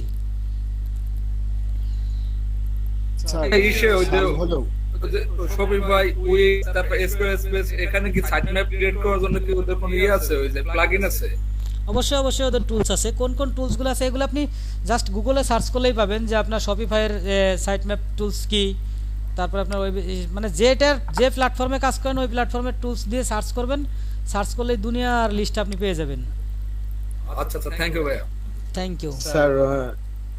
Uber suggest, Ahrefs, Semrush, Semrush যেটা বলে, এগুলোতে মূলত যতদূর জানি স্যার এগুলো তো কেউ হচ্ছে সার্চ ভলিউম সঠিকটা দেখায় না স্যার, আশেপাশে বা একটা আনুমানিক রেজাল্ট তারা দেয়। রাইট। সেক্ষেত্রে আপনি একটু আগে বললেন যে ওই যে গুগলের যেটা, ওইটা কি স্যার মানে আমরা একবারে কারেক্ট সেই ভলিউমটাই পাবো না ওটা ওই আশেপাশে যায় স্যার? এইটা হচ্ছে সবচেয়ে বিশ্বস্ত, আমি মনে করি যতগুলো আছে মার্কেটে তার মধ্যে সবচেয়ে বিশ্বস্ত এটা। কারণ হচ্ছে যে গুগল যখন নিজের জিনিস দেখাবে আর অন্যরা যখন দেখাবে, তাহলে আশা করা যায় অন্যদের চেয়ে গুগলই সঠিকটা দেখাইতে পারবে বলে আমি বিশ্বাস করি। এটা হচ্ছে আমার নিজস্ব বিশ্বাস। তো এইখানে আমার মনে হয় আপনার প্রশ্ন উত্তর পেয়েছেন। এখানে একজন প্রশ্ন করেছে দিদারুল আলমগীর, যে ওয়েবসাইট র্যাঙ্ক করতে কত দিন লাগে। এটা হচ্ছে যারা এসইও ভালো জানে তারা হচ্ছে ম্যাক্সিমাম সময় 3 মাস থেকে 6 মাসের প্রজেক্ট নিয়ে থাকে, যে 3 মাসের মধ্যে আপনার ওয়েবসাইট র্যাঙ্ক করে দেবো কম্পিটিশনের উপর ভিত্তি করে। আবার অনেক সময় 6 মাস টাইম নিয়ে থাকে, তবে 3 মাস 6 মাস এখানে ইস্যু না। যারা হচ্ছে বড় মাপের ওয়েবসাইটের মালিক তারা হচ্ছে আজীবন এসইও করতেই থাকে, তারা যেন আর রাস্তা থেকে না হারায়, রাস্তা যেন তাদের সঠিক থাকে। এরপর হচ্ছে এটার নির্দিষ্ট সময় কি, এটার নির্দিষ্ট সময় হয় নাই ভাই, আপনার এক্সপিরিয়েন্সের উপর নির্ভর করবে। আচ্ছা, এখানে অ্যান্সার একজন দিয়ে দিছে। যাই হোক, আরেকজন প্রশ্ন করছে দুর্জয়, উনি প্রশ্ন করেছে H1 এবং H6 জিনিসটা কি। আচ্ছা, এই জিনিসটাকে যদি আপনাকে জানতে হয় তাহলে আপনাকে মোটামুটি একটু HTML CSS জানতে হবে। H1 থেকে H6 কী জিনিস সেটা হচ্ছে W3 স্কুলসে যদি আপনি যান তাহলে W3 স্কুলসের মধ্যে H1 H3 ট্যাগ আছে। এই ট্যাগগুলো আপনি এখান থেকে এই যে লার্ন HTML এ গেলে দেখতে পারবেন। তবে হচ্ছে এই যে এখানে যে আপনার এই যে দেখুন H1 অলরেডি পেয়ে গেছে, এই যে H1। তো এরকম H1 H6 ট্যাগ এই HTML মোটামুটি জানলে আপনি তখন বুঝতে পারবেন এগুলো কি। মূলত হচ্ছে এসইও শিখতে হলে করতে হলে আপনাকে HTML CSS বেসিক জানতে হবে, কারণ ওর মধ্যে আপনাকে কাজ করতে হবে। তো আসসালামু আলাইকুম স্যার। ওয়ালাইকুম আসসালাম। স্যার আমার একটা প্রশ্ন আছে। জি শিওর। ওই কিওয়ার্ড রিসার্চের ক্ষেত্রে স্যার ফ্রি টুলস বেশি ভালো না পেড টুলস ভালো স্যার? আচ্ছা, এইখানে ফ্রি টুলস পেইড টুলসের যে ব্যাপারটা, পেইড টুলসে কিছু অ্যাক্সেস বা কিছু সুবিধা আপনি বেশি পাবেন যেটা ফ্রি টুলসে পাবেন না। সেই ক্ষেত্রে ডেফিনেটলি আপনি যদি প্রফেশনালি কাজ করতে চান অবশ্যই আপনার কিছু প্রিমিয়াম টুলস লাগবে। প্রিমিয়াম টুলস ছাড়া আসলে অনেক কিছু আপনি পাবেন না। যেমন একটা ওয়েবসাইটের যদি আপনি এই স্টেপের যে প্রিমিয়াম টুলস আছে সেই প্রিমিয়াম টুলস দিয়ে যদি দেখেন তাহলে দেখতে পাবেন যে ওয়েবসাইটের কন্টেন্ট কত, ব্যাকলিঙ্ক কত, সবগুলো আপনি একসাথে দেখতে পাবেন। কিন্তু কোনো ফ্রি টুলস দিয়ে কিন্তু এই সবগুলো একসাথে দেখতে পাবেন না। এজন্য আমি মনে করি যে অবশ্যই ফ্রির চেয়ে প্রিমিয়াম বেশি কিছু ফ্যাসিলিটি দিয়ে থাকে। আপনি প্রফেশনাল কাজ করতে হলে অবশ্যই আপনাকে প্রিমিয়াম কোনো টুলসই বেছে নেওয়া উচিত এবং নিতে হবে। স্যার প্রিমিয়াম টুলসের ক্ষেত্রে কোনটা স্যার বেস্ট হবে? এটা আসলে সবগুলো টুলসই মোটামুটি কাছাকাছি হয়ে থাকে। কোনো টুলসের ইয়ে নাই, কি বলে আপনার অ্যাকুরেসি নাই। যে কথাটা একটু আগে একজন কোয়েশ্চেন করছিল যে কোনো টুলসই 100% অ্যাকুরেট না, কাছাকাছি একটা রেজাল্ট দিয়ে থাকে। সেই ক্ষেত্রে হচ্ছে আপনারা, আমি যেটা সাজেস্ট করবো যে এসইও টুলস বিডি নামে মনে হয় একটা কোম্পানি আছে, এসইও টুলস বিডি নামে না কি যেন, আমার সঠিক মনে নাই। স্যার আপনার কথা হারায় গেছে। এখন শুনতে পাচ্ছেন? এখন শুনতে পাচ্ছি স্যার। জি আচ্ছা, এই যে দেখুন এসইও টুল বিডি নামে একটা কোম্পানি আছে। এই কোম্পানি হচ্ছে বাংলাদেশি একটা কোম্পানি। এরা হচ্ছে আপনাকে বাল্ক টুল দিয়ে থাকবে। এদের এখান থেকে আপনি বাল্ক টুল কিনতে পারেন। এই কোম্পানি কার বা কোন জায়গার কিছুই জানি না, আপনারা আবার ভাবতে পারেন যে আমি রেফার করতেছি কিনা।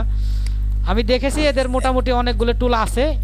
তো এরা হচ্ছে অল্প টাকার মধ্যে আপনাকে অনেকগুলো টুল দিবে। এরা হচ্ছে আপনার অনেক টুলস কিনে রাখছে, কেনার পরে সেখান থেকে আপনার রিসেল করে।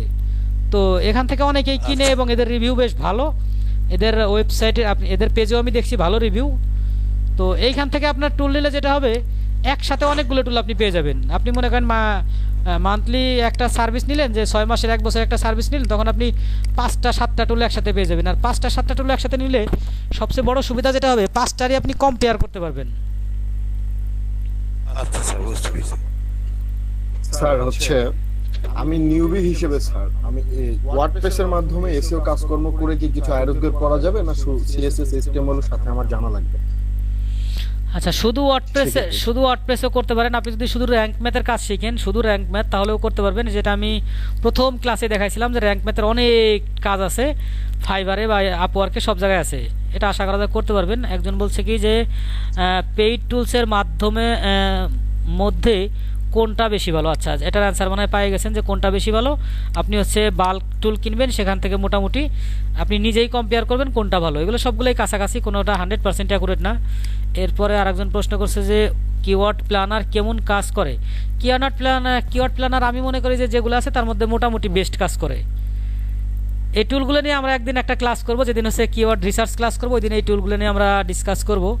এরপর হচ্ছে আমি যতদূর জানি ভালো হয়। আচ্ছা, কিওয়ার্ড টুল প্ল্যানার ভালো হয় একজন বলছে, খুব একটা খারাপ না, তবে সব ইনফরমেশনগুলো পাওয়া যায় না। হ্যাঁ, কিওয়ার্ড টুল তো গুগলের, এখান থেকে সব ইনফরমেশন দিবে না, এটাই স্বাভাবিক।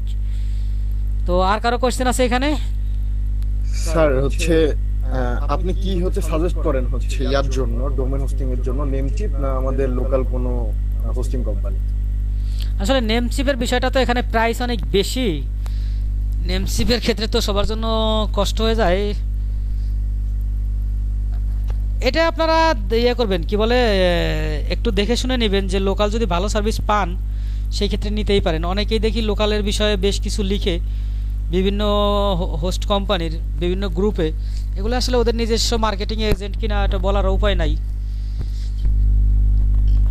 স্যার ওই নেমচিপের বিভিন্ন ব্ল্যাক ফ্রাইডে বা ওদের অফার মানে হ্যাঁ, ব্ল্যাক ফ্রাইডে বিভিন্ন ব্ল্যাক অনুষ্ঠানে ওরা অফার দেয় স্যার। ব্ল্যাক ফ্রাইডের অফার গ্রহণ করতে পারেন, সামনে নভেম্বর মাস আসতেছে। জি স্যার 5-6 ডলারে দেখা গেল ডোমেন হোস্টিং সহ 1 বছরের জন্য সব পাওয়া যায় স্যার। ওরকম একটা প্যাকেজ নিতে পারেন, সেই ক্ষেত্রে আপনি স্যার। নেমচিপ বেস্ট এটার কোনো সন্দেহ নাই। এবং নেমচিপ আমি দীর্ঘদিন ব্যবহার করছি, বিভিন্ন অফিসে চাকরি করছি, সেখানেও নেমচিপ ব্যবহার করাইছি।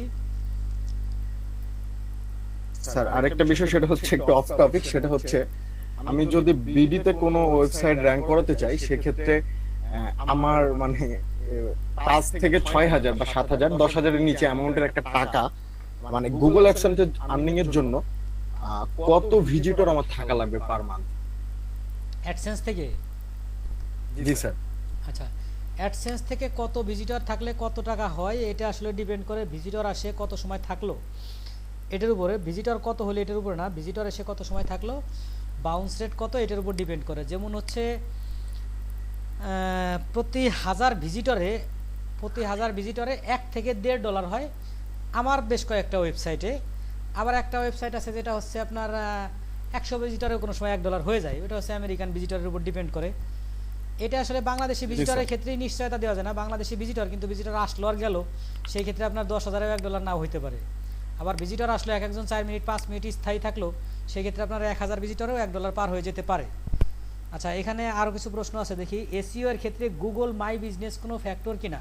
অবশ্যই ফ্যাক্টর, যেটা আমি গত ক্লাসে আলোচনা করেছিলাম গুগল মাই বিজনেস বা জিএমবি প্রোফাইল নিয়ে। এটা হচ্ছে লোকাল এসইওর জন্য গুরুত্বপূর্ণ একটা ফ্যাক্টর। এরপর হচ্ছে এমডি ইমরান, আমার একটা প্রশ্ন ছিল। ইয়েস, কাইন্ডলি ইমরান আপনার প্রশ্ন করেন। জি স্যার, এসইও এর ক্ষেত্রে যেরকম শিখাচ্ছেন এটা কি কন্টিনিউ হবে? আচ্ছা, আমাদের ক্লাস কন্টিনিউ হবে কিনা? ক্লাসের বিষয়টা হচ্ছে যে আগামী 12 তারিখ থেকে স্কুল খোলা, মানে হচ্ছে আর কয়েকদিন আছে। আমি হচ্ছে একজন শিক্ষক, তো কাম কাজ নাই, বসে বসেই আসছিলাম, এই জন্য এই গত রমজান মাসে বা রোজার পরেও বেশ কিছুদিন ক্লাস নিয়েছি। তো কাম কাজ চাপলে হয়তো একটু বিষয়টা কমে যেতে পারে, স্বাভাবিক, একেবারেই স্বাভাবিক। এটা কতদিন হবে এর কোনো গ্যারান্টি নাই, তবে আমি যখন ফ্রি থাকবো চেষ্টা করব মোটামুটি একটা ক্লাস নিয়ে একটা পর্যায়ে নিয়ে যেতে আর কি সবাইকে। স্যার এসইও এর ক্ষেত্রে হ্যাঁ বলেন। জি ভাই বলেন। এসইও এর ক্ষেত্রে এরকম না শিখে যদি কোনো একটা সাইট ব্রেকডাউন করা হয়, যেরকম বাংলাদেশের জনপ্রিয় 3টা ই-কমার্স সাইট এবং 2টা ব্লগিং সাইট, তারা কিভাবে এসইও করে ওইটা যদি দেখানো হয় তাহলে মনে হয় আরো খুব দ্রুত শেখা। আচ্ছা, এটা হচ্ছে মূলত হচ্ছে এই ক্লাসটা যেদিন শুরু হয়েছে ওই দিনেই হচ্ছে প্রায় 60 জন ছিল এবং সবার পরামর্শে বা সবার মতামতের ভিত্তিতেই শুরু হয়েছে যে বেসিক থেকে আলোচনা করতে। তো যে এই যে এখনও কিন্তু অনেকেই কোয়েশ্চেন করছে এইচ অন ট্যাগ কি। এখন এইচ অন ট্যাগ সে জানেই না, যদি আমি এইচ অন ট্যাগ নিয়ে শুরু করে দিই তখন বলবে ভাই এটা কী করলেন। এই জন্য আগে আমাদের এই বিষয়গুলো জেনে, মানে থিওরি কিছু জেনে তারপরে প্র্যাকটিক্যালি জানবো। আমি হচ্ছে একটা ওয়েবসাইট রেডি করছি, যে ওয়েবসাইটের মাধ্যমে টোটাল প্রসেসটা দেখাবো। তো এর আগে আমরা থিওরিগুলো ভালো করে জেনে যাই, কারণ হচ্ছে যে কোনো বিষয় জানলে লার্ন উইথ নিনজা নামে একটা জাপানি আছে, প্রবাদ আছে, লার্ন উইথ নিনজা, মানে হচ্ছে জাপানিরা বলে নিনজা নামে একটা জাপানি শব্দ। নিনজা হচ্ছে যা কিছু জানবেন তার হচ্ছে আদ্যপন্ত জানবেন, এটা হচ্ছে নিনজা। তো আমরা চেষ্টা করতেছি ওইভাবে জানতে।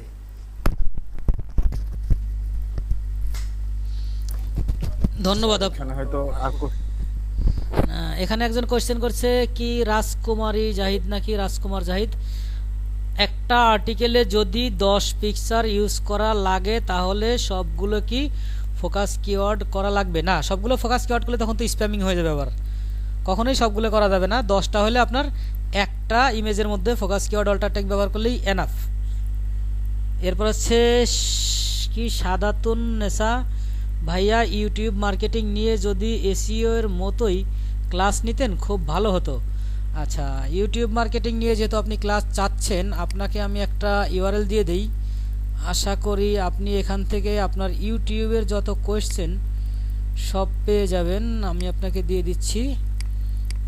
শুধুমাত্র ইউটিউবের উপর ভিত্তি করেই এই চ্যানেলটা তৈরি করা, ইউটিউবের একেবারে আদ্যপন্ত এ থেকে শুরু করে শেষ পর্যন্ত। একটু এটা আপনি কাইন্ডলি এই চ্যানেলটা সাবস্ক্রাইব করে সাথে থাকবেন।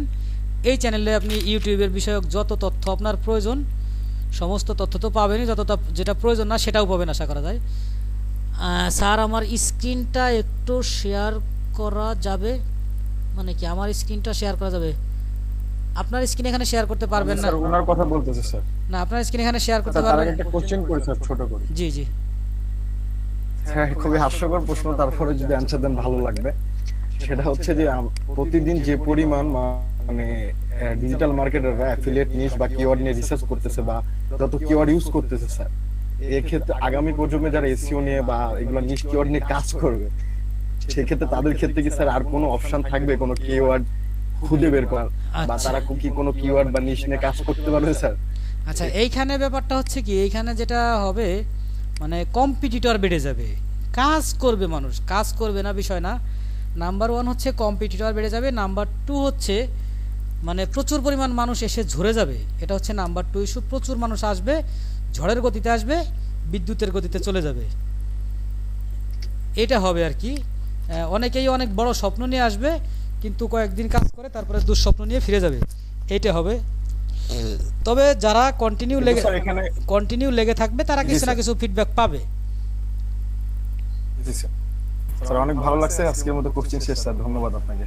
ঠিক আছে। আচ্ছা স্যার, জি আমার ইস্যু একটা ওয়েবসাইট আছে আপনার HTML CSS দিয়ে করা, জি। তো এখানে আসলে আমি কিছু চেঞ্জ করতে পারতাছি না, আসলে এটা আসলে প্রবলেমটা কোথায়? এটা এই জন্য মূলত আমি শেয়ারটা আমার স্ক্রিনটা শেয়ার করার জন্য বলছিলাম, তাহলে আপনাকে প্র্যাকটিক্যাল দেখাইতে পারতাম। এটার প্রবলেমটা হচ্ছে আপনার, কারণ পারতেছেন না না, আপনি। এখানে আছে দুটো ভিজুয়াল মোড, একটা হচ্ছে টেক্সট মোড। তো ভিজুয়াল মোডে যখন আমি ওই যে কন্ট্রোল এফ দিয়ে যখন একটা জিনিস আমি সার্চ করতেছি, ওই জিনিসটা কিন্তু আসতেছে না, তো এখানে আমি দেখা যায় খুঁজেও পাইতেছি না, সো আমি চেঞ্জও করতে পারতেছি না। আচ্ছা, আসলে এটা কিভাবে চেঞ্জ করব? এটা হচ্ছে আপনার আগে দেখতে হবে ওখানে কি আছে না আছে, কি সমস্যা দেখে তারপরে বলতে হবে। এগুলো হচ্ছে টেকনিক্যাল ইস্যু, কখনোই না দেখে কোনো সলিউশন দেওয়া যায় না। একজন প্রশ্ন করছে দিদারুল ইসলাম, ইমেজ অপটিমাইজেশনের জন্য ইমেজ সাইজ কত কেবি ভিতরে রাখবো এবং হাইট ওয়েট কত রাখবো? হাইট ওয়েটের ক্ষেত্রে কোনো কিছু ভ্যারি করে না, ইমেজ যত পারেন ছোট করবেন, কিন্তু ছোট করতে গিয়ে যদি আপনার ইমেজ কিছু না বোঝা যায় তাহলে আবার সমস্যা, ইমেজটা যেন বোঝা যায়।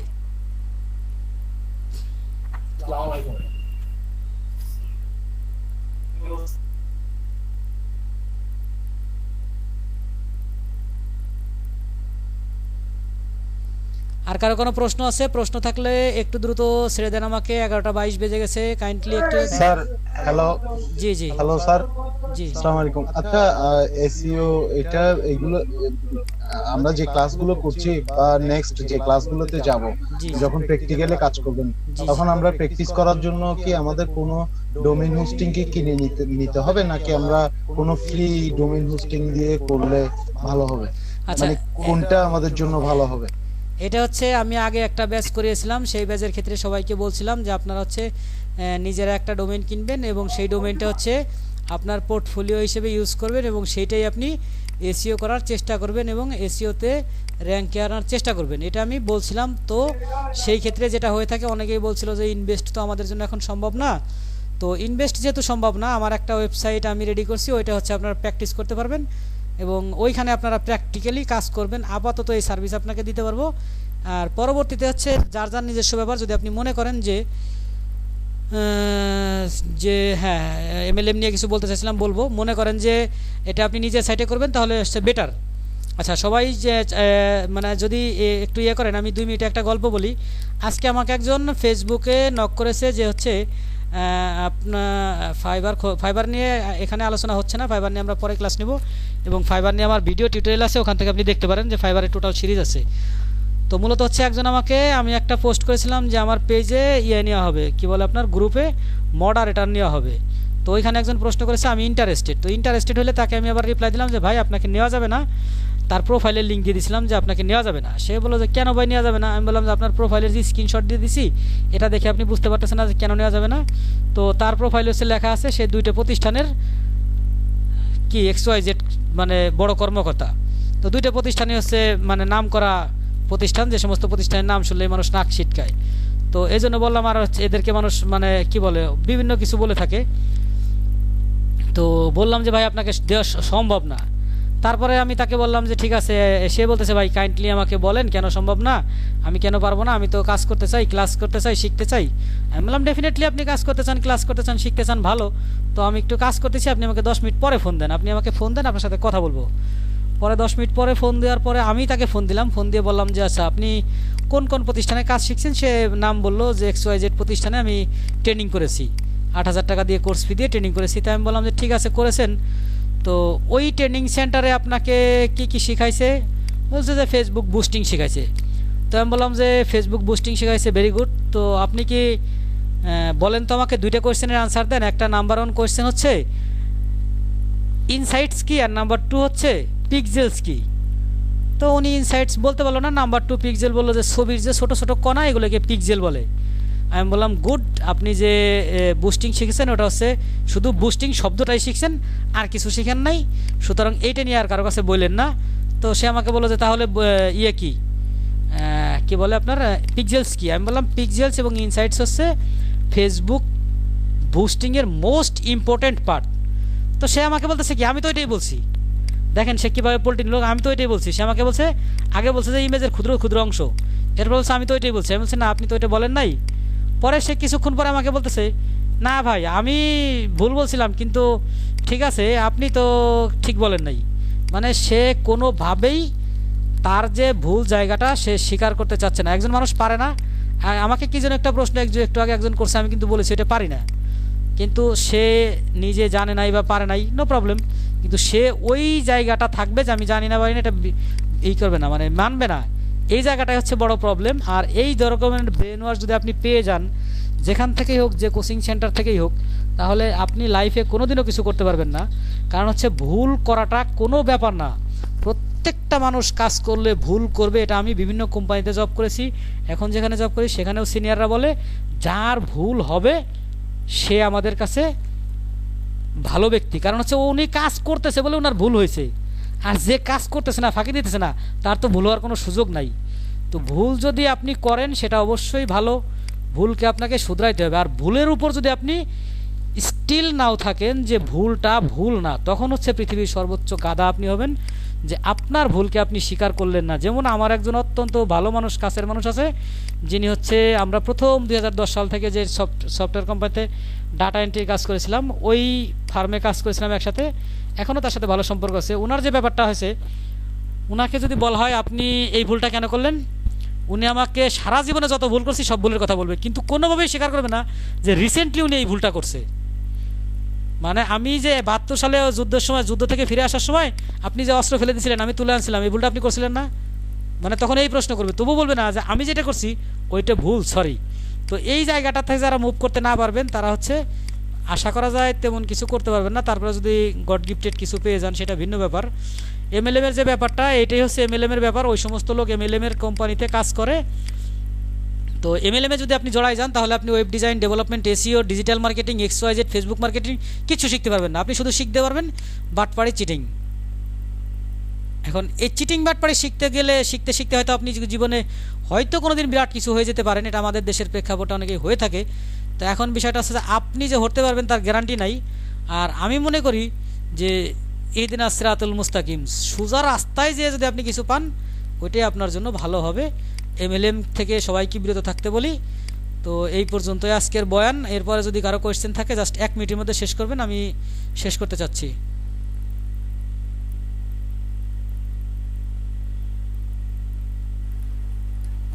হ্যালো, জি বলেন। জি আসসালামু আলাইকুম। আমার একটা ছোট একটা কোশ্চেন ছিল, সেটা হচ্ছিল আমার ওয়েবসাইটে যখন হচ্ছিল আমি আর্টিকেল হচ্ছিল পাবলিশ করলাম, ইন্ডেক্স করলাম, তো তারপরে আমি যখন একটা মেজর পোর্শন সে 15 থেকে 20 লাইন বা টোটাল আর্টিকেলটাকে আমি যখন আবার হচ্ছিল রিএডিট করলাম, আপডেট করলাম, সেটাকে কি আবার হচ্ছিল সাবমিট করতে হয় নাকি XML যেহেতু দেওয়াই আছে? না, আর সাবমিট করতে হবে না, ওইটা অটোমেটিক নিয়ে নেবে। এবং এটা হচ্ছে SEO এর জন্য মানে পজিটিভ একটা পয়েন্ট। আর্টিকেল কিছুদিন পর পর আপডেট করা SEO এর জন্য খুবই হেল্পফুল এবং পজিটিভ একটা পয়েন্ট। আচ্ছা, MLM বিষয়টা কি? আচ্ছা, এই লোক MLM এ এখনও MLM এর ইসে পড়ে নাই, মানে পাল্লাই পড়ে নাই। ওনাকে একটা পাল্লাই পড়ে ফালাই দেওয়ার দরকার, তাহলে উনি বুঝবে। MLM হচ্ছে মাল্টি লেভেল বিজনেস মার্কেটিং। ডেস্টিনির নাম শুনছিলেন? ডেস্টিনি, তারপরে ad sourcing, outsourcing, ad clicking, অনেক কোম্পানি আসছিল বাংলাদেশে। এগুলো হচ্ছে MLM, মানে হচ্ছে আপনি আমাকে কাস্টমার এনে দিবেন, কাস্টমার এনে দিলে আপনি ওই কাস্টমার থেকে আমি 20,000 টাকা অবৈধভাবে নিয়ে নেব, ওই 20,000 টাকা থেকে আপনি 2,000 টাকা অবৈধ টাকার ঘুষ পাবেন, কমিশন পাবেন। এটা হচ্ছে MLM, আর কিছু না। আর হচ্ছে স্যার কাজ শেখার পর আপনার সঙ্গে কাজ করা কোনো সুযোগ আছে? আচ্ছা, আমার সঙ্গে কাজ করার কোনো সুযোগ আছে কিনা, দারুণ একটা ব্যাপার। উনি খুবই সুন্দর একটা প্রশ্ন করছে। যদি কেউ কাজ করতে চায় তাহলে হচ্ছে, আমি ভাই গরিব মানুষ, আমার কাছে অনেক বড় বড় কাজ নাই, তবে আমি ছোট ছোট কাজ বাইরে থেকে অল্প টাকায় মানুষকে দিয়ে করাই। নিয়মিত আমি ছোট ছোট কাজ অল্প টাকায় মানুষকে দিয়ে করাই, এবং আমি সবসময় এই নতুনদের দিয়ে কাজ করাই, কারণ নতুনরা কিছু শিখতেও পারলো, আমার অল্প টাকায় কিছু কাজ হলো। আবার অনেক সময় ফ্রি দিয়েও কাজ করাই। এখানে একজন লোক লিখছিল মনে হয়, এই যে যাই হোক হারাই গেছে, ও হচ্ছে আমার সাথে কাজ করে প্রায় 6 মাস ধরে। অ্যাপ্রক্সিমেটলি ও যা কাজ করে তার 25% আমি পেমেন্ট দিই, বাকিগুলো দেই না। ও নিজে থেকেই বলে যে ভাই কাজটা আমার শেখার দরকার, আমাকে করার সুযোগ দেন। আমি বলি ইটস ওকে, করেন। তো যদি আপনার ওই রকম মেন্টালিটি থাকে যে ভাই আমাকে 5 টাকার কাজ 2 টাকা দিয়ে করাই নিতেছে, তাহলে ভাই ইউ ক্যান গো নাও। আর যদি আমি যে কাজগুলো দেই, আমরা চেষ্টা করব মানে একটা ইন্টার্নশিপ করার, তো সেটা যদি আপনারা মনে করেন যে আমাদের দিয়ে ফ্রি কাজ করে নিচ্ছে, তাহলে আপনি আল্লাহ হাফেজ চলে যেতে পারেন। আর যদি যাদের ইচ্ছা থাকে তারা করতে পারেন, এটা আমাদের নেক্সট প্ল্যানে আছে, আমরা চেষ্টা করব। এবং প্রত্যেক ব্যাচের সবাইকে নিয়ে একটা প্ল্যান, একটা ব্যাচ চালু করার দরকার। কারণ হচ্ছে যে সবাই তো লাস্ট পর্যন্ত টিকে থাকে না, লাস্ট পর্যন্ত যে কয়জন টিকে থাকে ওই কয়জন নিয়ে আমরা একটা কি বলে এটাকে ইন্টার্নশিপের মতো ব্যবস্থা প্ল্যান করছি, এটা করব। স্যার ক্লাস আবার কবে হবে স্যার? এটা হচ্ছে সপ্তাহে 3 দিন, শনি সোম বুধ। শনি সোম বুধ, আচ্ছা আচ্ছা। 10টার সময়? জি, রাত 10টায়। জি স্যার, ঠিক আছে, ধন্যবাদ সবাইকে। আর কোনো কোয়েশ্চেন নিতে পারতেছি না। আল্লাহ হাফেজ, বেস্ট অফ লাক। স্কুল তো স্যার বেশি মানে বেশি ভেজাল হবে না, স্কুল তো আরো 3-4 মাস মনে হয় এরকম থাকবে, ওই 1 ঘন্টা করে স্কুল হবে। আপনি স্যার বাদ দিন না। আচ্ছা আচ্ছা, না আমরা নতুন তো আসলাম, আপনার তো ক্লাসটা আমি তো অনেক ক্লাস করছি, আপনার ক্লাসটা স্যার খুব ভালো লাগলো। আমি ইন ডিটেইলস অনেক কিছু শিখলাম আর কি একদিনেই। আমার ক্লাস করলে প্রত্যেকটা ক্লাসই মনে হবে যে আপনার ওই যে প্রিমিয়াম 10,000 টাকার কোর্স করতেছেন। যদি এটা অনেকেই বুঝতে পারতেছে না, আমি একটা গল্প বলছিলাম যে অন্ধের হাতে একটা ডায়মন্ডের টুকরো দেওয়া হলে সে কিছুক্ষণ নাড়াচাড়া করবে, নাড়াচাড়া করার পর জিব্বাই দিবে, জিব্বাই দেওয়ার পরে বলবে যে কোনো স্বাদ গন্ধ কিছু নেই, আস্তে ফেলে দিবে। তো যারা একেবারে বেসিক লেভেলে আছে তাদের জন্য এই সমস্যাটা হচ্ছে। তারা মনে করতেছে যে আসলে কি করতেছে, আমি তো কিছুই বুঝতেছি না। এখানে বলছে যে একজন যে আছে গ্রাফিক্স ডিজাইনের ক্লাস কি, আসলে আমাদের গ্রাফিক্স ডিজাইনের ক্লাস যে নিচ্ছিল উনি হচ্ছে নির্বাচন কমিশনের একজন কর্মকর্তা, এবং নির্বাচন কমিশনের ওনার যে এলাকায় পোস্টিং, ওই এলাকায় হচ্ছে নির্বাচনের তফসিল ঘোষণা হয়েছে, রাত 10টা-11টা পর্যন্ত তার অফিসে থাকতে হয়। সে এখন আর মানে সময় দিতে পারতেছে না, এই জন্য আমরা নেক্সট মেন্টর না পাওয়া পর্যন্ত গ্রাফিক্স ডিজাইন ক্লাস শুরু করতে পারতেছি না। ঠিক আছে, আল্লাহ হাফেজ, বেস্ট অফ লাক।